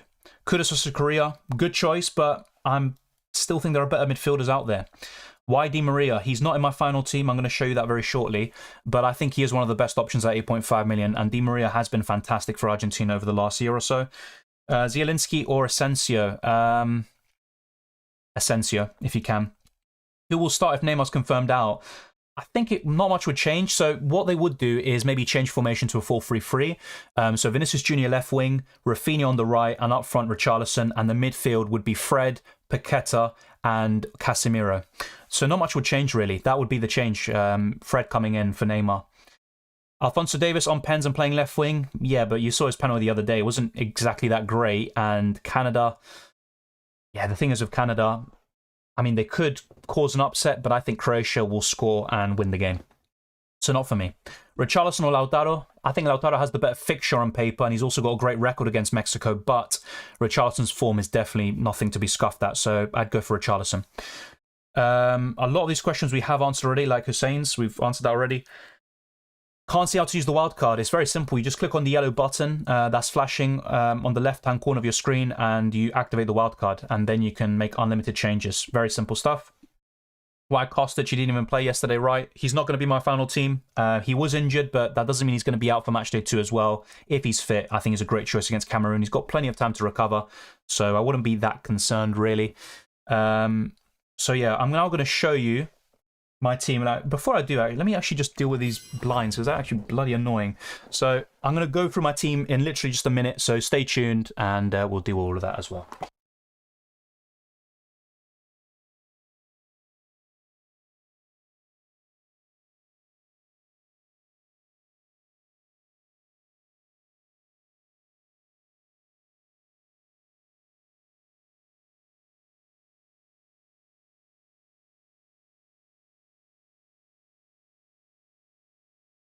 Okay, we are back, and we are now going to show you what I currently have in terms of my wildcard. Let me know your thoughts, by the way. This is my current wildcard team, and there could be some changes. I will also just deselect the message. So just to go over it, I currently do have... In goal, I've gone for Noppert, which I'm a bit unsure about, going for a double-up defensively with Netherlands against Ecuador, but I've gone for that right now.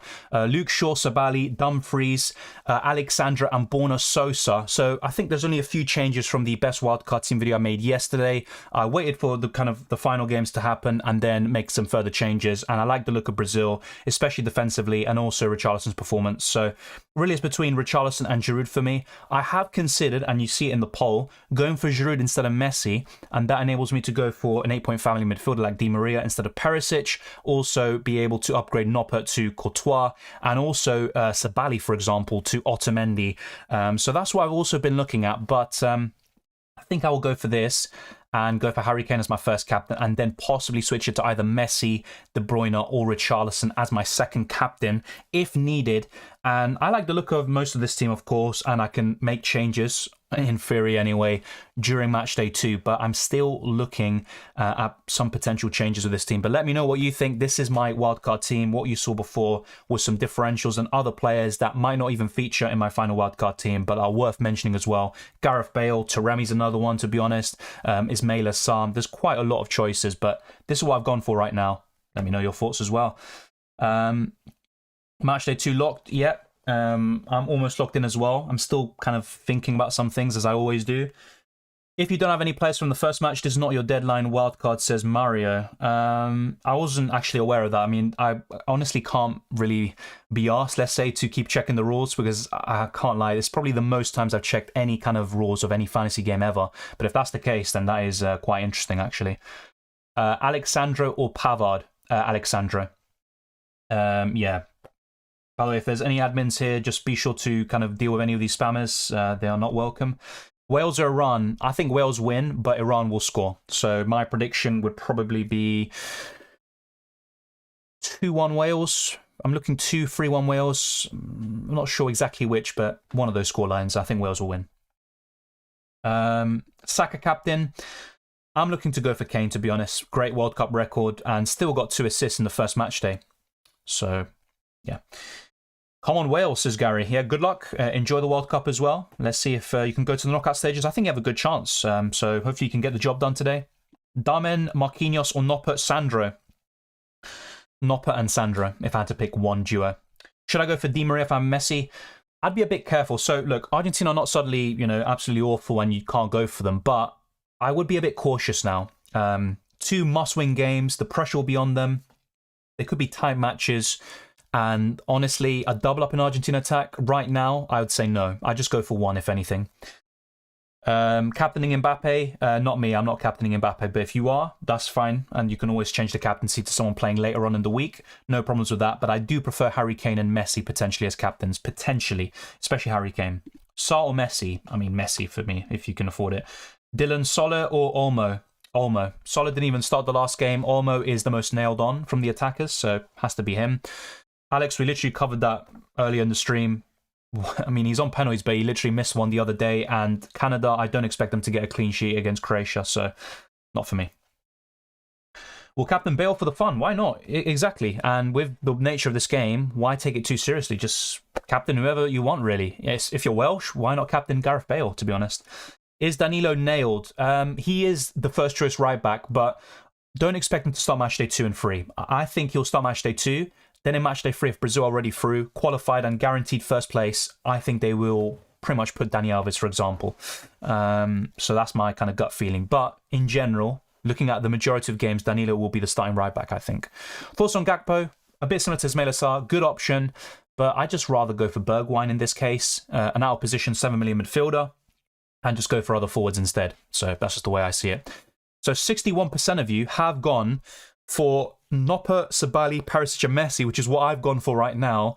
I'll be honest though, I am still seriously considering the likes of Giroud. I'd love to have him in my team, but at the same time, I also want to jinx Richarlison, I'll be quite frank. And that also answers questions about why no France forwards. I mean, I'd love to have Giroud, but it would have to be with Messi or Richarlison being sacrificed, and I'm not so sure if I'm going to do that. Mbappe or Kane? I'd go for Harry Kane from those two. Best Spain midfielder? I'd say Dani Olmo, then Asensio. Richarlison or Giroud? I've gone for Richarlison. I think there's not much to separate them. It's just a fixture that sways me towards Richarlison, and also my desire to jinx him, which hopefully can happen, but going to be difficult. Telles or Sandro? I think Sandro's going to start, but once again, let's wait and see with Brazil. Let's wait and see. Yeah, honestly, Soldier Boy, it's not just because of him, but Brazil players. I mean, I technically jinxed Neymar on the first match day. He got injured as well. That wasn't part of the plan, I will admit. But if I can do that to Neymar, then maybe Richarlison is next. But let's wait and see. Saka or Perisic? Saka. Locked in, says Level. Yes, we've literally got less than 3 minutes left for the deadline. So be sure to lock in your teams. I'm not exactly sure about, this kind of, the deadline's different. If, honestly, let's wait and see. Maybe I'll go through the rules now if they actually have a section on deadlines right now. If it is the case and you know about it, then let me know and we can go over it as well. Mbappe or Messi? I just go for Messi because he's cheaper and it allows you to go for, that extra million could go a long way elsewhere. And you can also cover France with Giroud up front. Is Kamada good? I think so. Don't expect like a huge return, like 15 points or something, but he's definitely, a good option. Site crash, says Hamza. Wow. We were talking about this in Matchday 1. Everyone was like, wow, okay, for all the faults of this game, at least the site didn't crash like FPL. So if that's the case, that is actually very worrying. Is Kane a must-have? No. He's not a must-have, but he's a good option, of course. Thank you, Ventislav, as always. Let's enjoy another roller coaster World Cup round. Have fun, Dylan. See you next time. Thank you. Likewise, mate, and it's always a pleasure. Yeah, hopefully some great games. I don't want any kind of upsets regarding my nation, but if it happens, it happens. There's not much you can do. But enjoy the football. Hazard or Olmo or Di Maria? I would probably go for Di Maria from those lot, but Olmo's a good choice as well. Thoughts on Dembele? Once again, I'd just rather go for Giroud or Mbappe up front for France. Is Tadic a good shout? Just don't have a good vibe for him. He is a good shout, but if you don't have a good feeling about him, don't go for him. That's just my gut feeling, really, or my personal opinion. There's no reason to go for someone just because he might be good. If you just don't have a good feeling about it, I don't think it's worth it. Richarlison or Sarr? Richarlison. Taremi or Richarlison? Richarlison. Kamada or Olmo? Kamada. Rabiot or Kamada? Kamada. Castagna, not a bad choice, but if you were to go for any Belgian kind of defensive coverage, it would be Courtois. Any news on Lukaku? The last thing I heard is that he's going to miss the first 2 match days and that he could be available for match day 3. Yes, Harry Kane is fit. He is completely fine. This is confirmed by the manager himself. Taremi or Depay? Taremi, because Depay might not even play the full 90. Apparently, Louis van Gaal said he's only going to play 45 minutes. Thank you, Soldier Boy. Good luck to you as well. It looks like we've got a shared sentiment of Richarlison jinxing. Let's wait and see. We are locked in now, and the deadline has passed. Good luck to you as well, Bacon. And thank you for the kind words. Where is Theo Hernandez? Yes, he was very attacking, but he's facing Denmark, Albert. And also, there are rumours that France are going to go with an unorthodox left-back. I think in either Camavinga or Tchouaméni. I need to double-check that. But if that's the case, Theo Hernandez won't start. Just to clarify, I've saved my wildcard already. Can I still make transfers for matchday 2? Yes, you can, Patrick. But you have to get rid of players who haven't played yet and bring in players who haven't played yet as well. But my kind of approach is to get rid of players who have already played, lock players, and then bring in players ahead of match day 3. So I cover 2 match days with the same wildcard. But yes, you can do that as well. Thank you, Johan Paris. It's a pleasure. Maybe Zaid, but I can still use transfers if I wish to get Giroud in. If I suddenly have a kind of last-minute feeling about Giroud, I can just get him in for Richarlison, for example. So it's not a big deal, to be honest. Thank you, Hussein. Thank you for the questions and also for the kind words. Saka or Bellingham? Saka for me. With the short format, when picking players, do you look more to form or fixture? That's a great point. I mean, I'm mainly more of a form person anyway. I try to look at both at the same time and, be quite objective with it. But in this game in particular, I'd say form is very important. And yes, fixtures can look really difficult. I mean, Serbia was difficult on paper for Brazil, but they still won 2-0 and Richarlison scored 2 goals. So it's not always about the fixture. Argentina, Saudi Arabia, they only scored 1 goal, for example, and as a penalty. So you just never know in football. I think form is very important. Yoshida, a good captain? Yes. Captain, no. Captain, no. You only can change your captaincy once. I wouldn't waste it on a defender. Not me personally, and if there was any defender I'd ever captain in this game, it'd probably be Denzel Dumfries. Thank you, Soldier Boy, I appreciate it. Bergwijn or Hazard, says Ebenezer, it would be Bergwijn. Also on Tadic pick, he's decent, but he's not my favourite 8 million. I'd still rather go for Olmo, Di Maria, 8.5. You've got Perisic, Saka. Those would be my preferences, especially Bukayo Saka. Thank you, Lemmy. Good to see you once again. Thank you, Hussein, as well. Richarlison or Mbappe if I have enough money. Still Richarlison, and you can cover France with Giroud as well. Thank you, Zayang. Thank you very much. When is the best time to wildcard? If you haven't used it now, I would say matchday 3 because let's actually go through this very quickly as well. We covered this in the last video. So if we go to the rules section, look here. So pre-tournament, unlimited transfers. We already went through that. Matchday 1, we got 2 transfers. We get 2 free transfers now. If you roll the transfers in matchday 1, you get 1 transfer rolled over. So you get 3 in matchday 2. Matchday 3, you get 2 free transfers. But then look at the knockout stages. Unlimited transfers. Then as soon as the deadline passes for round of 16, you get 4 transfers. Then you get 5 for the quarterfinals. Then 5 again in the semis. And then you get 6 for the final/third place playoff. honestly, I think there's too many transfers in the knockout stages, and I think the wildcard is more effective in the group stages. That's my personal opinion, especially if it works as we were told, and we can cover 2 match days in essence with the same wildcard. So I'm going to try it out. If it doesn't work, then so be it. At least I tried it. No, if you haven't played the wildcard now, Carrier or Kara, you have to wait until the end of Matchday 2 to use it ahead of Matchday 3. So you can't activate the wildcard right now. Yes, that is true. It is difficult. The game is very difficult. You know, normally in FPL and UCL Fantasy, it's so easy to kind of explain these things, especially when you have a bit of experience in the game. But World Cup Fantasy, this is my first time. And then also you have all this kind of nonsense and chaos running around, change of rules, you know, clarification, you know, only happening days before the first game. It's kind of a mess. But still, it's a fun fantasy game. Hopefully it goes all right. Yeah, we are locked in. Why Saka? Because he's one of the most informed midfielders, I would say, over the last year or so. Obviously did great in his World Cup debut, and England are looking great. I think apart from Spain, England probably the most impressive team in this World Cup so far, with, I'd say, France being 3rd and Brazil 4th. So honestly, that's why Saka's in. Yeah, we'll start as Pavard, maybe not starting to Koundé.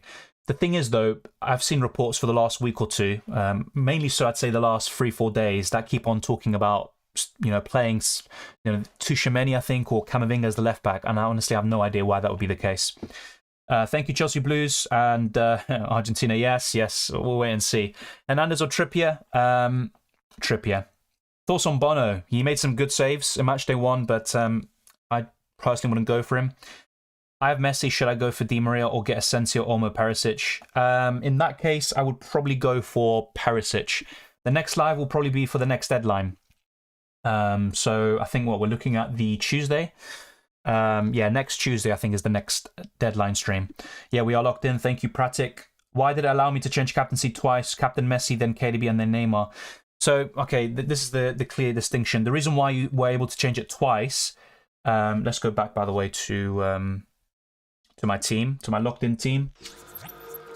The reason why you were able to change it twice is because the player you changed it to hasn't played yet. So you can still change it to anyone who hasn't played yet multiple times. But in terms of actual changes, you have one captain and then you change it to another and they score points for you. You can only change it once. So that's why your player was unlocked. He hasn't played yet. But once your player is locked, that's it. You can only change it once and that's final. That's the reason why.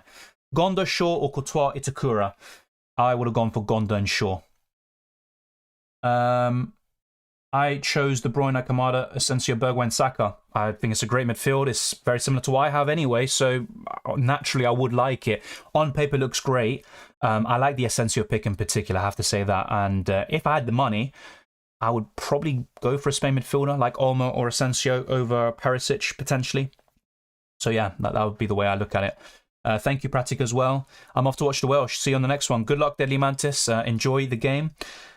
Thank you, Zaid, as well. Captain Bergwijn or Dumfries first? I wouldn't personally captain a Netherlands player, but if you were to do it, it probably would be Bergwijn. But honestly, I wouldn't captain either of them because you can only have 2 captains basically in one match day, and your last captain is going to be the final one. How do you play the wildcard? I mean, it's too late for that now, but there was a yellow button. You can literally see it on my screen here. It says wildcard, but if you click on that button, you will have 3 options to play the 12th man, the power captain, or the wildcard, and then you can obviously activate it. Very simple stuff. Hernandez or Trippier? I would have gone for Trippier. I wonder when they'll update the points from the last match day. My guess is for the next few days they'll do it, but honestly, we have no idea of knowing. Hey Dylan, this time I picked players mostly because of who I fancy for 1 week and getting some more interest in watching some matches. Yeah. To be honest, when I set my Matchday 1 team, I had this idea of wildcarding in Matchday 2 after we got all this kind of clarification recently. So I also did the same thing, but I think I've gone for a few more punts and lower owned players this time around. So it seems a bit more exciting. How to use your wildcard for both Matchday 2 and 3? Well, if you haven't used it already, then it's too late. But basically what you had to do was wildcard. By the way, I think this is the case, but yeah, wildcard before the Matchday 2 deadline, and then as the matchday goes on, all you have to do is get rid of players who've already played, locked players, you see their results, you see how they've played, you can get rid of these players and then bring in players you want ahead of Matchday 3. But then again, you might want some of the players you have in Matchday 2 in Matchday 3.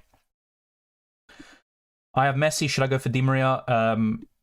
Yeah, we answered that already, and either way, I think we've already I'm not sure you can make these transfers anyway, or at least you don't have, if you're wildcarding. I mean, I'm not sure how it is exactly, damn the game. Dylan, we can't see chat text on the screen. Yes. Some of them is obviously going to be kind of cut out. The messages are too long. And I don't want to overlap other kind of graphics as well. Is Meunier a good option? He's decent, but once again, I just rather cover Belgium with Courtois defensively. Is Minamino a potential differential? Yes, but he didn't play at all in Matchday 1, so I'm not sure what his situation is. Thank you, Paolo. If Mendy is benched, will you go for the Senegal goalkeeper over the Dutch? No, I think I just stick with this. And honestly, when I'm looking at this, I mean, it's kind of a difficult one, but I don't want to use transfers if possible for Matchday 2. I just want to stick with this team, and then if anything, make transfers ahead of Matchday 3 and cover 2 matchdays in one stone. But let's wait and see. Thank you, Davin. I appreciate it as well. And to anyone who is still watching, if you haven't already, smash the like button. It really helps out. And we're trying to get this to over 200 likes. We've still got over 300 people watching, which is great. Obviously, thank you. But let's try to get this to over 200. It'd be massively appreciated. And let's go back to more questions. Perisic or Modric? I would say Perisic. He's got a better record in the World Cup. Since you have wildcard, you should transfer Shaw out for Trippier and Perisic out for Zielinski. I'm not sure about that. I'm happy with Shaw. Perisic is one that I'm a bit unsure about, I'll be honest, but honestly, I'm fine. Will you regret no Sarr? You can't cover everyone. That's the moral of the story. I also might regret not having Giroud, not having other great options as well. You just can't cover everyone, unfortunately. You just answered that. How many hours until the deadline? I'm pretty sure the deadline has technically passed, at least for the first game. Obviously, we've got Wales-Iran going on now. But I think for people who don't have any Wales or Iran players, their deadline is technically when the first players play, which I think is at 1 p.m. UK time. I'm not going to be on until then, by the way. I don't think my voice could even deal with that. With Wildcard, you can still do changes, doing them right now. Yeah, of course. We can still make changes, but like I said, I would rather... I don't know. Basically, I don't want to just chop and change and overthink it too much, basically. I can't pick my players off the wildcard. Why are they locked? I'm not sure about that. I'm not sure about why a player would be locked. It might be that kind of glitch that I talked about earlier, or not glitch, but that kind of confusion where you might sometimes have a player that isn't kind of like, you haven't clicked on them properly, or they haven't been fully locked into your team. So you still have an incomplete squad and you're not able to lock in your team or something like that. Honestly, I have no idea why that would be the case. Theo plus Buchanan or Sakai, Sosa plus Zielinski. Probably Sosa and Zielinski. Richarlison and KDB or Lewandowski and Di Maria. Richarlison and KDB, but it's a close one. Thank you, Smiles in China. Thank you very much, and good night as well. Enjoy your Friday evening. So the second wildcard deadline is the last fixture. So yeah, in terms of the wildcard deadline, I don't think you can play the wildcard now if you haven't already. But if you have already played it, I think you can still make changes up until 1 p.m. Honestly, I'm literally finding this out right now as you are. I've checked the rules too many times right now to keep on checking it, to be fair. Thank you, Roshan. Much appreciated. Thoughts on Meunier? We covered him already. Like I said, it's not a bad option. He's very offensive for club and country, but more so for club, and also Belgium are very shaky defensively. And if anything, go for Courtois because of the saves and penalty saves potential, but I just don't really know about him. I think they will concede potentially. What would you choose, Kane and Sarr or Lewandowski and Giroud? I would have gone for Kane and Sarr potentially. I mean, it's a close one. What do you think of double Netherlands defense? I've gone for something similar, mate. I've gone for Nopper and Dumfries. I'm a bit uneasy about it, but it's not bad, I think. 4.5 million for a goalkeeper, for a decent defense, and then Dumfries with the attacking potential. It's not too bad. I would have gone for Di Maria, Richard, but almost a good choice as well. My only goal was to finish within the 100k ranks. Please let it be so. It's possible. There's not much difference right now between all the ranks. Do you know if people who got cheated budget last week get all the points? They will get all the points. They sometimes get this kind of visual glitch of minus 2.5 million or something like that, but they won't be deducted any points, I think. Bergwijn may be benched, Klassen starting according to the European lad. Yeah, I saw a comment like that earlier, so thank you for bringing that to my attention. If that's the case, I might get rid of Bergwijn to Klassen. A very simple move. Or change things around a little bit and then maybe go for a Spain midfielder, maybe do Messi down to Giroud and then upgrade some other players, for example, Perisic up to Asensio or Di Maria, for example. So I am still looking to make some changes as well, potentially, if we get that confirmation, but I appreciate that. Currently within this top 60,000, good stuff. It's a good position to be in, and yeah, that's a good start, obviously, to Euro to World Cup fantasy football. Thank you, Richard. I appreciate it. Honestly, look, sometimes I don't have it all clear. In FPL and UCL fantasy, I tend to, I'm a bit more confident in terms of answering some of these questions, but things change so quickly in this game that just trying to do the best I can. Wales almost scored. Thank you for that, Davin. I will be going off to watch the game. Yeah, thank you for that. Normally there's a goal before we kind of go to watch the game myself. It happens in Champions League all the time. Thoughts on Kudus? Great performance yesterday. If I were to go for any Ghana player, it would be him, but I don't think I will in the end. Sterling to Kane for better budget. I'd still rather go for Kane, to be honest. I think it's worth the extra millions. Yeah, Ali, we literally went over your question earlier about Munya quite a few times. Thanks for the tips, mate. Good luck to you. Thank you, Ivans. Good luck to you as well. Enjoy the football. We have almost the same team, except mine is Sarr and Modric instead of Richarlison and KDB. Fair enough. I think they're both good duos anyway. Just my concern with Modric, I think he's a quality player, one of the best midfielders in the world, but 2 goals and 1 assist in the World Cup, that definitely put me off him. I won't lie to you. I've just found out another error. Let me get my popcorn out. I have 3 transfers. Each additional transfer deducts 3 points. I made 4 transfers, 3 free plus 1 extra, and it's saying they will deduct 12 points. What a disgrace. So you had 3 free transfers. The game explicitly told you that. You didn't use any transfers, Andre, in Matchday 1, and they're deducting you 12 points. That is insane if that's true. I'm not sure Martial 9. Not much longer, though. I'm not going to be streaming until 1 p.m, unfortunately. If it was possible, I would, but that would be an insane stream. We're talking about like 5 hours there. Will there be key passes and tackles, shots on target be added this game week? They are saying they're going to update the points retrospectively, so yes, you'd think so, especially shots on target, but honestly, they got rid of the key passes at one point in the rules, then brought it back in. Honestly, it's kind of a mess, so my gut feeling and my answer would be yes, but I'm not that confident, really. Di Maria, Olmo, or Perisic Kamada, says Mithun. Probably Perisic and Kamada. I mean, it's a really close call. I think both duos are great. Kane or Mbappe? Kane. What are your plans? So I can show you right now. My plans, potentially, is to do something like this. So I could do Messi to Giroud. So go for another kind of medium price striker. Then I could also do Perisic up to, let's say, Di Maria, for example. And then I can make some other moves. So if Bergwijn is benched, which is apparently the news coming out at the moment, and Klaasen's going to start over him, then I get rid of Bergwijn for, let's say, Dani Olmo. And then I have 1 million left in budget. Then I could potentially make one more change, if I wish, and then do something like maybe Nopper up to a 5.5 million goalkeeper, although I'm not so sure about that. Or I could even do Sabali up to Otamendi. So let me know what you think of that. Just say yes if you think these transfers would make my team better. Say no if you don't think that would be the case. But yeah, I think this team would also look pretty good. So if Bergwijn is benched, I might do something like this. The only thing is that I do technically get rid of one good captaincy option in Messi, someone I can rely on penalties. So if Kane were to blank, then I would mainly go to De Bruyne, Richarlison as my captaincy options. I don't think I'd captain Giroud as good as he is against Denmark. So that's what I'm looking to do at the moment. If Bergwijn is benched, I could do something like that. 1-0 Iran. Looks like it's offside. Was it Taremi who scored? I'm going to put the game up now, by the way. So, yeah, let's see if I can do that. I'll try to watch the game whilst live. Maybe not a great idea, but yeah, I want to be up to date as well.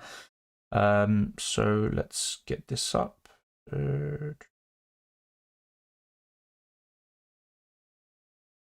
Okay, I'm going to get the game up as well. Kane or Richarlison, I would go for Harry Kane. Yeah, George. So with my normal team with Messi in, it would be Kane. Then I would switch to either Messi or De Bruyne. If I don't go for Messi and I go for what you see on screen, I think De Bruyne or Richarlison would be my next captain if Kane didn't do the job. Should I use Gavi? I don't think he's that great of a World Cup fantasy option, personally, despite his performance in the first game. Offside, says everyone. Fair enough. Do you play match predictor? There's a predictor. Oh, Jesus Christ. This is the thing, though. I'm honestly not sure. I didn't see it in the game section, so I didn't do it. I think I did the bracket, but I didn't do the predictor. The Pi better than Giroud this game week? I'd say no, because the Pi isn't expected to start. He's expected to get 45 minutes, then start in matchday 3, so Giroud is the better option for me. Rabiot, look, yeah, he played really well matchday 1. He's been doing really well, actually, offensively for Juventus in this season, but honestly, no, I don't think so. His record for France is generally very poor. Which premium goalkeeper to select? I'd say Alisson or Courtois. I'd go for one of those two. Yeah, I'm checking the offside now, and I mean, I don't know. One of the offsides in the Argentina game was definitely dodgy. They used the wrong player, but I think that did look right. Yeah, it was offside. Why Olmo instead of Klaassen?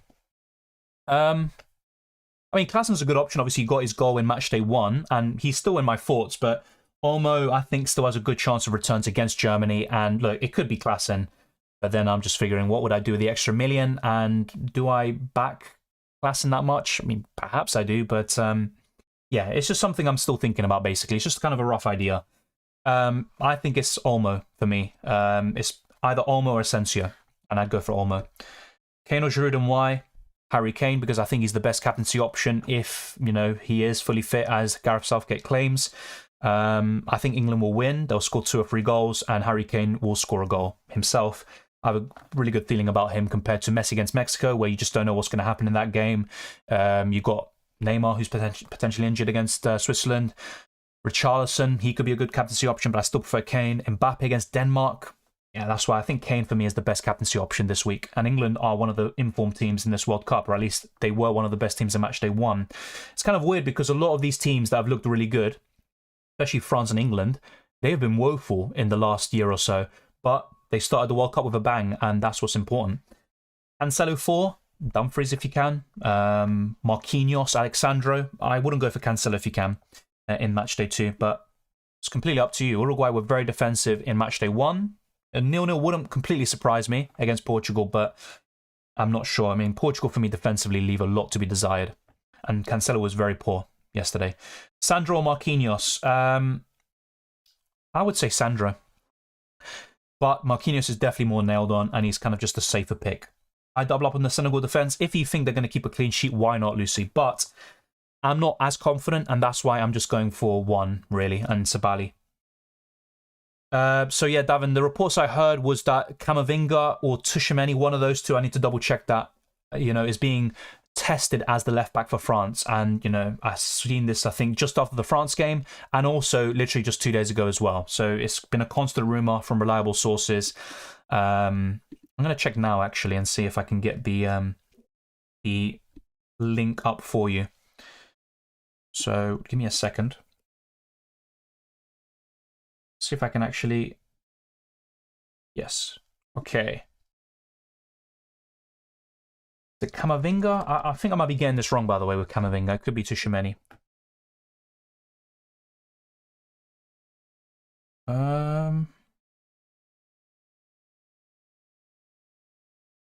Yeah, I can't see it right now.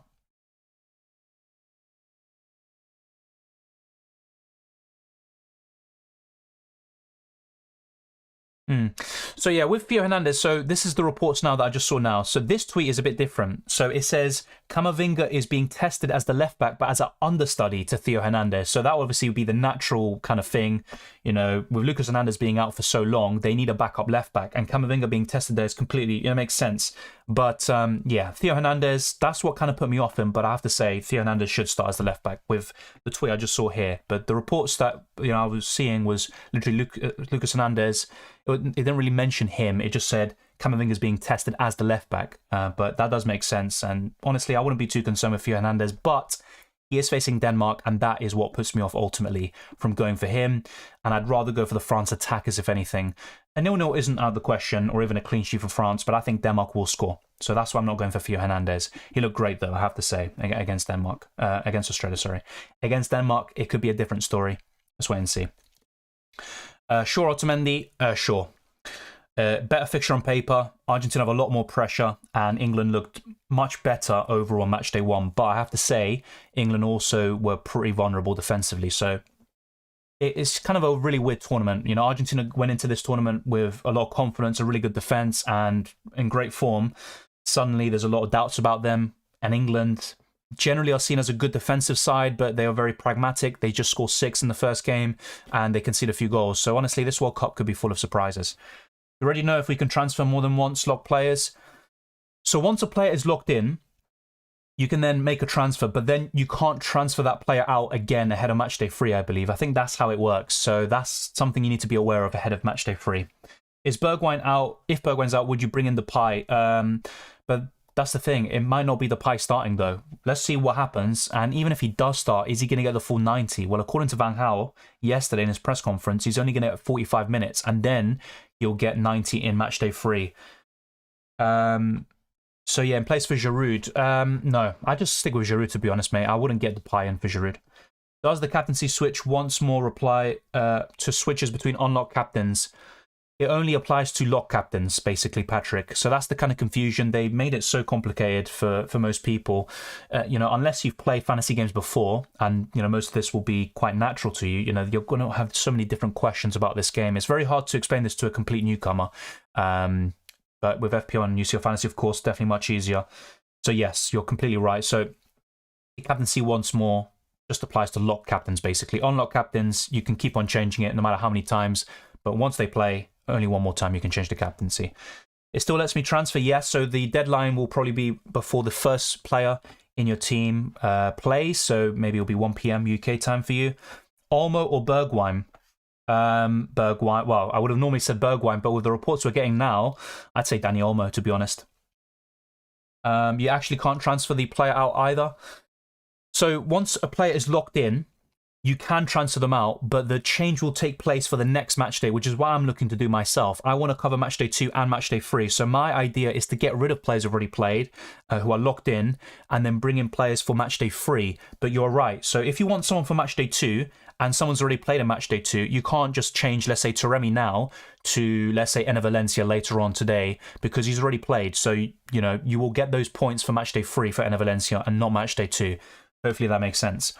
Have you changed Messi to Giroud? I haven't confirmed this, so I'm still looking, you know, at possible changes, but we are getting news about Bergwijn potentially being benched for Klaassen, and that could change my whole outlook. So we'll answer a few more questions, then we are going to be ending this. Is Bergwijn injured? I'm not sure if he's injured, but I think they're just going to go for Klaassen, who scored in matchday 1. Go for the informed player, so to speak. Score prediction for England-USA. My gut feeling was 3-1, so I'm going to stick with that. 3-1 England. I see either that or 2-0. I'm going to go for a 3-1, potentially. It's a close one. Really close call. If you transfer a player out, you cannot transfer them back in for matchday 3 unless you do it in one of your matchday 3 transfers. Yes, but on a wildcard, I think it is a bit different, or at least we were led to believe that. How come you're swap Messi for Giroud? It's just a possibility which I've discussed. It was in the poll, which you can see on the top of your chat. And also, it's something I could do in order to help deal with Bergwijn being out and upgrading the midfield position, because I don't really like the 7 million and below midfielders, to be honest. Why Olmo over Gavi and Asensio? Because Olmo is the most defensive of the lot. Alongside Asensio, you'd say Gavi is not someone you'd expect to score goals every single match day. The same goes for Pedri. They're the ones pulling the strings and maybe getting the pass before the assist generally. And for me, Dani Olmo is the one who plays the full 90, and he's the most nailed on. He also is the most versatile, and he has a really good record for Spain compared to Asensio and Gavi. So that's why Olmo is the one for me. And he's also 8 million. So, you know, he's a bit cheaper than Asensio, but at the same time, he's got more attacking potential than Gavi. Honestly, I can't answer that question, Travis. I don't have a preference. Can we still change players in matchday 2 that haven't played yet on Wildcard? Yes, you can. You still can, JibX. Yes, you can. So the Wildcard, I mean, I've explained this many times, but I do understand why some people are still left confused. And look, I'll try to make this very clear. So with the Wildcard, if you activate it before matchday 2 began, then you are able to make changes for matchday 2, build a team for that. And then as the matchday 2 games happen, teams are obviously locked in, players are locked in because their games have happened already. What you want to do is get rid of these players who have already played and then bring in players ahead of matchday 3. And you're able to basically deal with 2 match days at the same time.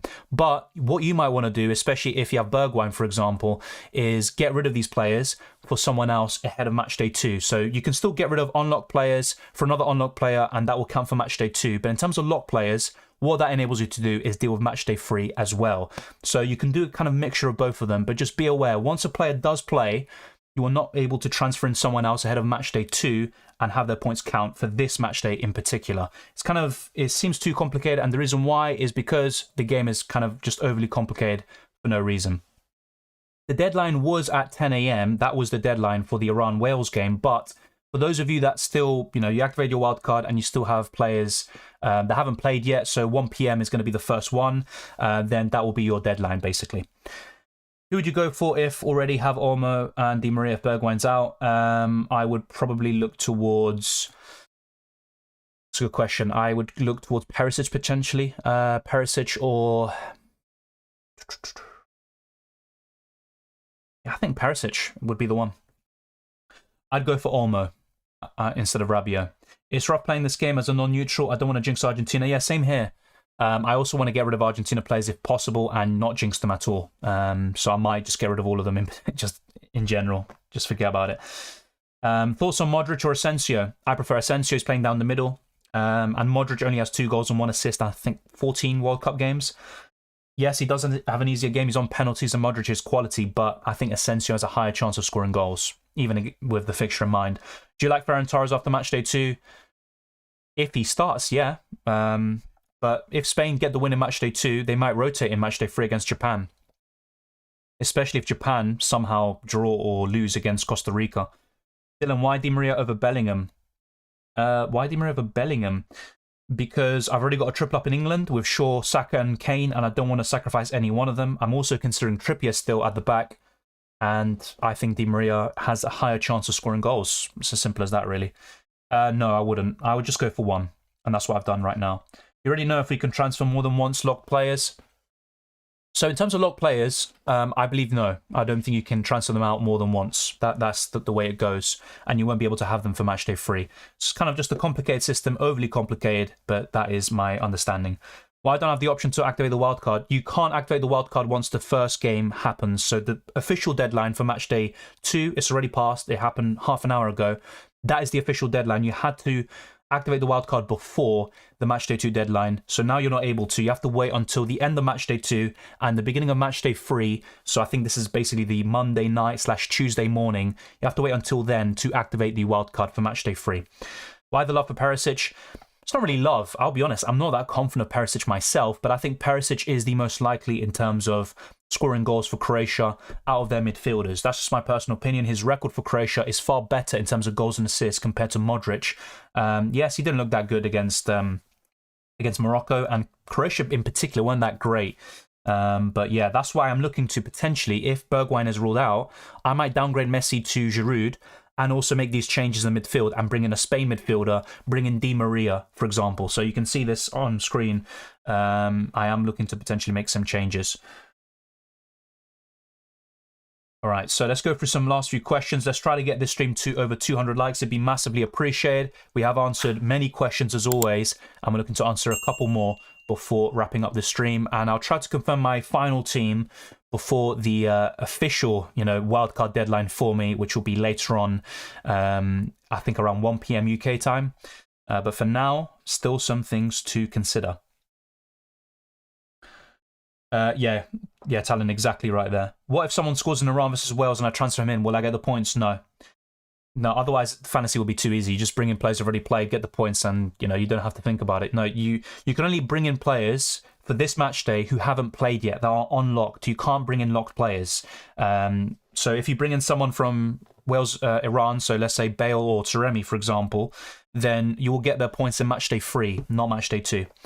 My midfield is Gavi, Saka, KDB, Olmo, and Kamada. Good stuff. Should I trade Gavi for some other 8 million midfielder? I would say so, if you can. And I would, once again, I'd look to Perisic personally. But look, if you have a good feeling about Gavi, go for him. But I just don't really see him as the goals and assist type player like I do with Olmo or Asensio personally. I'm not even going to answer that. Sabali or Itakura? Sabali. because I'm going for Gonda in goal for Japan, 4 million goalkeeper, so I'd just rather cover it that way. Can I still activate the wildcard for Matchday 2? No. No, unfortunately you can't. You have to activate boosters before the Matchday 2 deadline, or any deadline. And the deadline is basically when the first match happens within that matchday. And obviously we've got Iran versus Wales going on right now. Are you going to try the budget hack today? I'm not really trying it, and it doesn't really make sense for me to try it right now. I haven't used it yet. I was considering using it from Perisic to Kevin De Bruyne. I didn't do it in the end. But yes, it could be something I use later on in the week. A lot of people are doing it and exploiting the game in that way. It's kind of just yeah, I mean, what can we do, basically? What can we do? Thank you, Trenny. Thank you very much. Yes, I'm not even going to say anything, LH. But yeah, Emery, in terms of trying the budget hack today, no. Later in the week, maybe. But what I'm doing now is maybe going to make some changes to my final wildcard squad. Soldier Boy, I'm not sure. I think it's just a similar amount. If anything, it might be more with World Cup Fantasy. UCL Fantasy is where I tend to get the most. Then it'd be this, or any kind of World Cup or international tournament kind of fantasy game. Then it's FPL. So yeah, honestly, any views I get, obviously I'm happy for them, but I'm always pushing to get more, of course. But obviously I'm not going to complain. I can understand why there's a drop-off now. I think a lot of people have lost interest in this game because of the complications, the unnecessary kind of extensive rules, and oh, this means this, but this doesn't mean this, and it's very hard to follow, even for people who are experienced in fantasy football. So yeah, honestly, I'm not really complaining per se. Should I lock in Giroud then swap for Messi if he doesn't do well? But this is the thing though. If you have Giroud, if you go for Giroud, once he plays, you can't retrospectively change that. Once a player plays and is locked in, you can't then just get someone else's points for that match day. That's it. Sarr or Giroud? Giroud. Cash or Itakura? I would rather go for Cash. 3 Senegal defender seems excessive for me, but if you really back the clean sheet, then why not? Next best time to wildcard, I would say matchday 3. But there is something I read where you can't basically do what we're looking to do in matchday 2 and just look at the lineups and then make changes throughout the matchday. If that's the case, that would definitely be a bit concerning. Doesn't make much sense to cheat fantasy games for me personally. Yes, but the thing is, it's kind of a weird one because I've seen a lot of debate about this. It's not...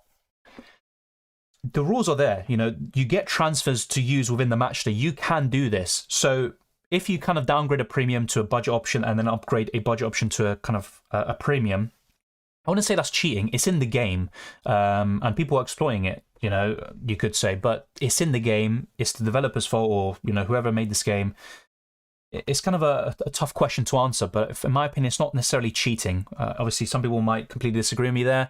I haven't done it myself yet, by the way, and I might not even do it in the end. But is it cheating? I'm not so sure. It's in the game, and it's something you can kind of use to advantage, basically. So, yeah. Kudus is a differential. Yes, he was great against Portugal. I don't mind that at all. If you back Ghana to score goals, defensively they're poor, but going forwards they have definitely some quality players. I think in future World Cups, Ghana could maybe do something. World Cup Fantasy is not as generous for points as UCL Fantasy. I like UCL Fantasy more because you get points for ball recoveries. Obviously, the points are updated instantly. The only things that I added retrospectively, I think, are sometimes points for scoring a goal outside the box and also Man of the Match awards. That's literally the only things that are added afterwards. But everything's clear. The deadlines are clear. You can make substitutions. You have different captaincy options on each day. I think UCL Fantasy, for me, is probably my favourite game of the lot. Thank you, Soldier Boy. We follow you because you cover a lot of fantasy games. I appreciate it. I even covered F1 Fantasy at some point, but that is one where I decided to kind of drop it because the views were definitely nowhere near as good as, for example, this, UCL Fantasy and FPL. And I just don't think the interest in F1 Fantasy is really there at the moment, unfortunately. And I can see why. There's kind of some rules in that game that puts people off and puts it from being mainstream, I'd say. If I change my captaincy now from Kane to Saka, can I change it again? Yes, of course. So just to make it very clear, you can change the captaincy to whoever you want an unlimited number of times right now. But once your first captain plays, so let's say you change it to Saka, he's your captain, then you can only change it once more, basically. And, you can't basically have a captain on each single day. But you can, for now, change the captaincy to different players until your first captain plays. Mbappe or Giroud? I'd say Giroud, and then you can cover, you can go for another premium forward, basically, like Harry Kane or Messi instead of Mbappe. Kudus or Bergwijn? I'd say Kudus, because Bergwijn isn't expected to start, actually. Mbappe or Kane captain? I'd say Kane. Ecuador played well. Yeah, they did play well, but I think with Ecuador, they were very defensive against Qatar. And if they went for it, I think Ecuador could have scored 3 or 4 because Qatar were awful. So they played well. Ecuador can be like this. They can be very, let's say, defensively resolute, especially against the bigger teams like Brazil, Argentina, now Netherlands. So, yes, I think Netherlands can keep a clean sheet. And that's why I'm going for Dumfries and potentially Noppert as well. But I am also considering some changes anyway. I'm a programmer, and this game Oversights is an example of how bad programming is. They probably got a few $5 fiver programmers to create this game. This was supposed to be a break from FPL. Yes, I mean, look, obviously you would know much more than me as a programmer, but yeah, obviously a lot of things have been wrong. They've just added player pictures and stuff, and the rules, they were written poorly in the first place, and then they've added and changed some things, to kind of set this game up, in terms of the midfielders getting 5 points, the same as a forward. You naturally think, okay, just invest more money in the forward position then. But in the end, now it's 7 points for a midfielder. Like, you can't change this or make this clear, or you can't find out basically as soon as the first midfielder scores a goal, and you're like, wait, why does Saka have 15 points? It's really, really poor. How are you supposed to know about Bergwijn before 1 p.m? You're going to get the lineup around 12. So don't worry, you're going to get the lineup, you'll get confirmation, and you can sub them out if you're on the wildcard, even with free transfers if you haven't used the wildcard this week. Surely captaining midfielders is the way forward. Not necessarily, because, I mean, look at De Bruyne. He blanked. Bruno Fernandes got a 6-pointer despite getting 2 assists. And most midfielders, I mean, obviously you had the Sakas of this world doing really well, Rabiot. But realistically, how many times would you captain these players? Rabiot is not someone I would captain. Let me make that very clear. Saka, I wouldn't mind. But I still would rather captain Harry Kane, to be honest. Yes, captain midfielders is definitely something to consider.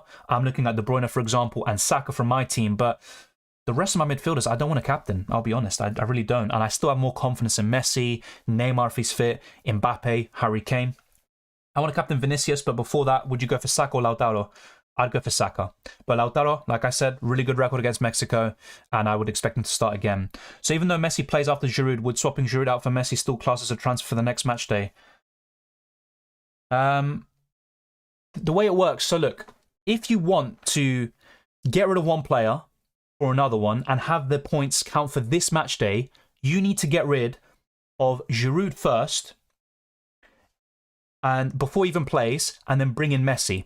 So before the France game even happens, and then you can get Messi's points for this match day. If you don't, and Giroud plays, and Messi plays after, whatever, it doesn't matter. You're going to have Messi's points next week because Giroud has already played. He's locked in. This is all covered in the How to Play guide. I talked about the locked-in system, and it's all quite clear in that regard. The problems lie within transfers and other stuff. The picks are to make us want to buy FIFA 23. I still haven't done that yet, by the way. I normally buy FIFA within the first few days of launch, but not this time. Mbappe on De Bruyne. De Bruyne. If I use the wildcard, can you continuously make unlimited transfers during the match week? Yes. But don't think that this means, oh, you can get rid of someone who's already played and then bring in someone else and basically deal with their points or their blanks that way. You can't do that. The rules still apply. You need to get rid of unlocked players for another unlocked player in order for the player you're bringing in to have their points contribute to your total in this match day. So hopefully that makes sense. I think it does. If Bergwijn starts, would you still prefer Kudus? I would go for Bergwijn in that case. Netherlands kick off at 4 though. Won't the lineup be out of 3? Yes, it will be out of 3, but you can still make unlimited transfers on the wildcard, Chris. You can still make unlimited transfers if you're on the wildcard. And even with normal accounts or normal transfers and no wildcards, you can still do that and use one of your free transfers that way. Yes, there is. It's Dylan_RCM, and you will see it very shortly when we end the stream. And it's also in the description below. I always put it. And you also can see it on my videos sometimes on the right-hand side. Bergwijn starts, says Rohit. So apparently this is the 11 for Netherlands. Noppert, Dumfries, Timber, Van Dijk, Ake, Blind, Bergwijs, De Jong, Klaassen, Gakpo and Bergwijn. That would be a very strong lineup, actually. And thank you, Rohit, for that. Is he really reliable, by the way, this Vermeulen guy? A Dutch person's probably laughing at that. I'm captaining Saar. Good luck, mate. Obviously, just enjoy it. Completely enjoy it.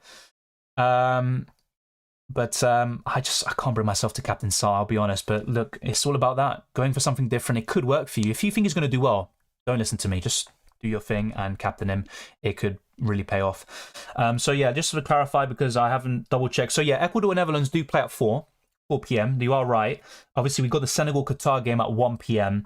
But you can still make unlimited transfers, especially in my case. I've activated the wild card. I can still make the changes and react to the Netherlands dead lineup, and it won't be a problem for me.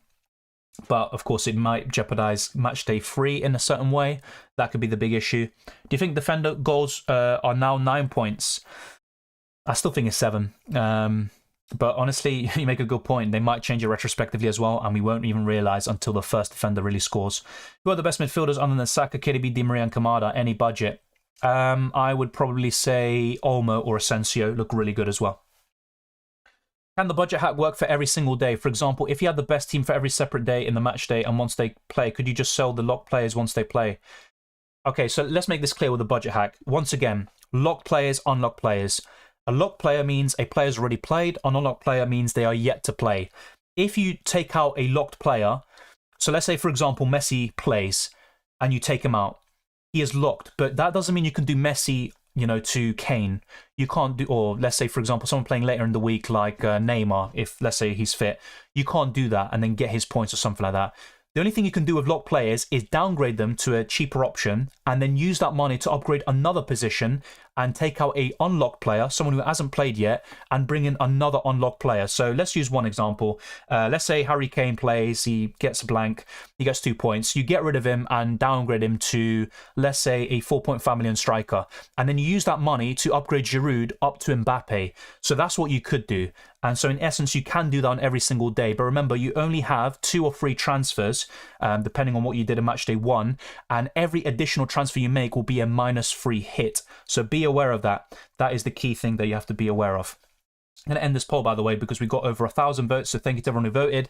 Most of you have gone for my original team, which was the likes of Messi being in there instead of Giroud. So that is interesting. But yeah, hopefully that is all clear. It's all about unlocked and locked players. Hope Hennessy gets clean sheet. It's possible, the way it's going. It's definitely possible. De Bruyne and Giroud or Perisic and Kane? De Bruyne and Giroud. If Bergwijn doesn't start, who is the best alternative at the same price? Klaassen, like-for-like replacement. You're also looking at Kamada, Kostic if he's fit. I think those are the main ones you want to look at. Would you take a chance on Bergwijn or Gakpo captain and then change it to, if needed, to Messi or KDB? No. I'm just going to go with Kane and then maybe, if anything, I'd take a punt on Richarlison as a captain, but I'm not going to go for Bergwijn or Gakpo as captain. I'm looking to captain with this team. It would probably be Kane, yes, and then I'd switch it to De Bruyne or Richarlison. But if I had Messi, I think he would be naturally the ideal replacement as the captain for Harry Kane. Di Maria or Perisic? Di Maria. Yeah, they're good options, Marius. They're good options, but I would rather go for Olmo. Tadic is a good choice for sure at 8 million, but Olmo for me. Otamendi, Sabali. I think Otamendi is still better. Worse fixture, but plays in a better team and defence. And also Qatar, obviously kind of the home advantage, you could say. But yeah, Otamendi is better if you have the funds. Not captaining Neymar single-handedly saved my points. Yeah, I mean, for me, it only made a difference of 4 points. And I'll be honest, I wanted to either jinx or just get points. Either way, I didn't really care. He got jinxed and now he's injured, which obviously wasn't part of the plan, like I said. But yeah, with Neymar, in my case anyway, it wasn't a big deal. I always said, you know, Serbia was going to be kind of a tough game for Brazil, so to speak. I was disappointed by Serbia. They didn't really offer anything going forward, but kind of, I'd say, frustrated them for 50, 60 minutes at least. If you're on a wildcard, does the budget hack negate the hits? Of course, on a wildcard, unlimited transfers, of course. That won't be an issue. If Messi plays and gets 2 points, can I sub in someone who hasn't played from the bench? Of course you can. Of course you can do that. My point is, you can't just get rid of Messi when he gets 2 points and bring in someone who's already played. Definitely you can't do that. Like Kane, who got, like, let's say 11 points. And you also, if you bring in an unlocked player, it doesn't matter. You will get that transfer in, that player you bring in, those points will only count in matchday 3, not matchday 2. So yeah, with locked players, it's obviously like that, but you can sub them out. Of course you can. Like I said, they made this unnecessarily complicated. They should have just done it like UCL Fantasy and also Euro Fantasy Football. Very simple stuff there. Dylan, have you tried swapping out an unlocked player now the Wales game has started? Think it takes from your in-game subs, not the wildcard ones. No, I haven't tried, and to be honest, I don't think I'm going to try it anyway. I'm not interested in Wales or Iran players, but either way, it's kind of all I'm thinking about really is if Bergwijn starts or not, and then potentially do I go for 2 premium forwards like Messi and Kane, or do I downgrade to Giroud? If Kane blanks, do I captain Yoshida for clean sheet points? No. I mean, it's completely up to you, but I wouldn't captain a defender. Brazilian Doctor made it kind of possible that Neymar will be back next game. Yeah, he was trying to basically urge kind of, trying to transmit confidence and also composure and just asking for calm. So yeah, look, it could happen, of course, but we're not going to find out until the next day or two. You know, until they have the scans, there's no point speculating, I think. What do you think about a Griezmann punt? He was great against Australia, but I would still rather go for Giroud or Mbappe. If you want goals, those are the 2 to go for. Then you'd mainly look at Dembele and Griezmann. But for me, I'd rather take upon Giroud, if anything. That's the way I see it. So we've talked a lot. Obviously, there's a lot of confusion. Locked transfers, unlocked, wildcard. You know, when is the deadline now? I mean, there's so many questions with this game. Obviously, it's kind of a bit of a mess. But thank you to everyone for tuning in. Obviously, it's been an early one. Maybe I just need more sleep. But it's been a pleasure talking to all of you. If you haven't already, subscribe to the channel and also smash the like button. Let's get this video to over 200 likes, and let's also push on towards 20,000 subscribers. You can also follow me on Twitter and Instagram. We're almost at 2,000 followers on Twitter. DylanRCM on Twitter, Dylan_RCM on Instagram, and also check the description and the links in the description below. You've got the Discord server, you've got the World Cup Fantasy League, and much, much more, including the channel memberships and Patreon. So it's www.patreon.com/DylanRCM, and you'll find it, and you can get early access to videos and all of that good stuff. And the same goes for channel members on YouTube. And thank you to all the channel members. Also, this has been a very long stream, by the way. What's this been going on for? Over 2 hours. And obviously, I probably just woke up way too early today, and I might even get some sleep now, even over these games. But I can't use the wildcard now. Yes, you are late. Unfortunately, you can't use the wildcard now. You have to use the chips before the deadline, and the deadline is when the first game of that match day happens. Thank you, Keira. Thank you, Davin. Thank you, Chris and JibX. It's much appreciated seeing all of you. Enjoy the football. That's what we're going to do now, and all the best of luck for match day 2. At the end of the day, just don't take this too seriously because, yeah, there's a lot of problems with this game, but it's still a lot of fun, and hopefully you can get the points that you want and enjoy the football. So I'll see you next time. There will be another deadline stream, I believe, on the Tuesday with content in between, with a team selection and potentially another best wildcard team video. I'll see you very soon.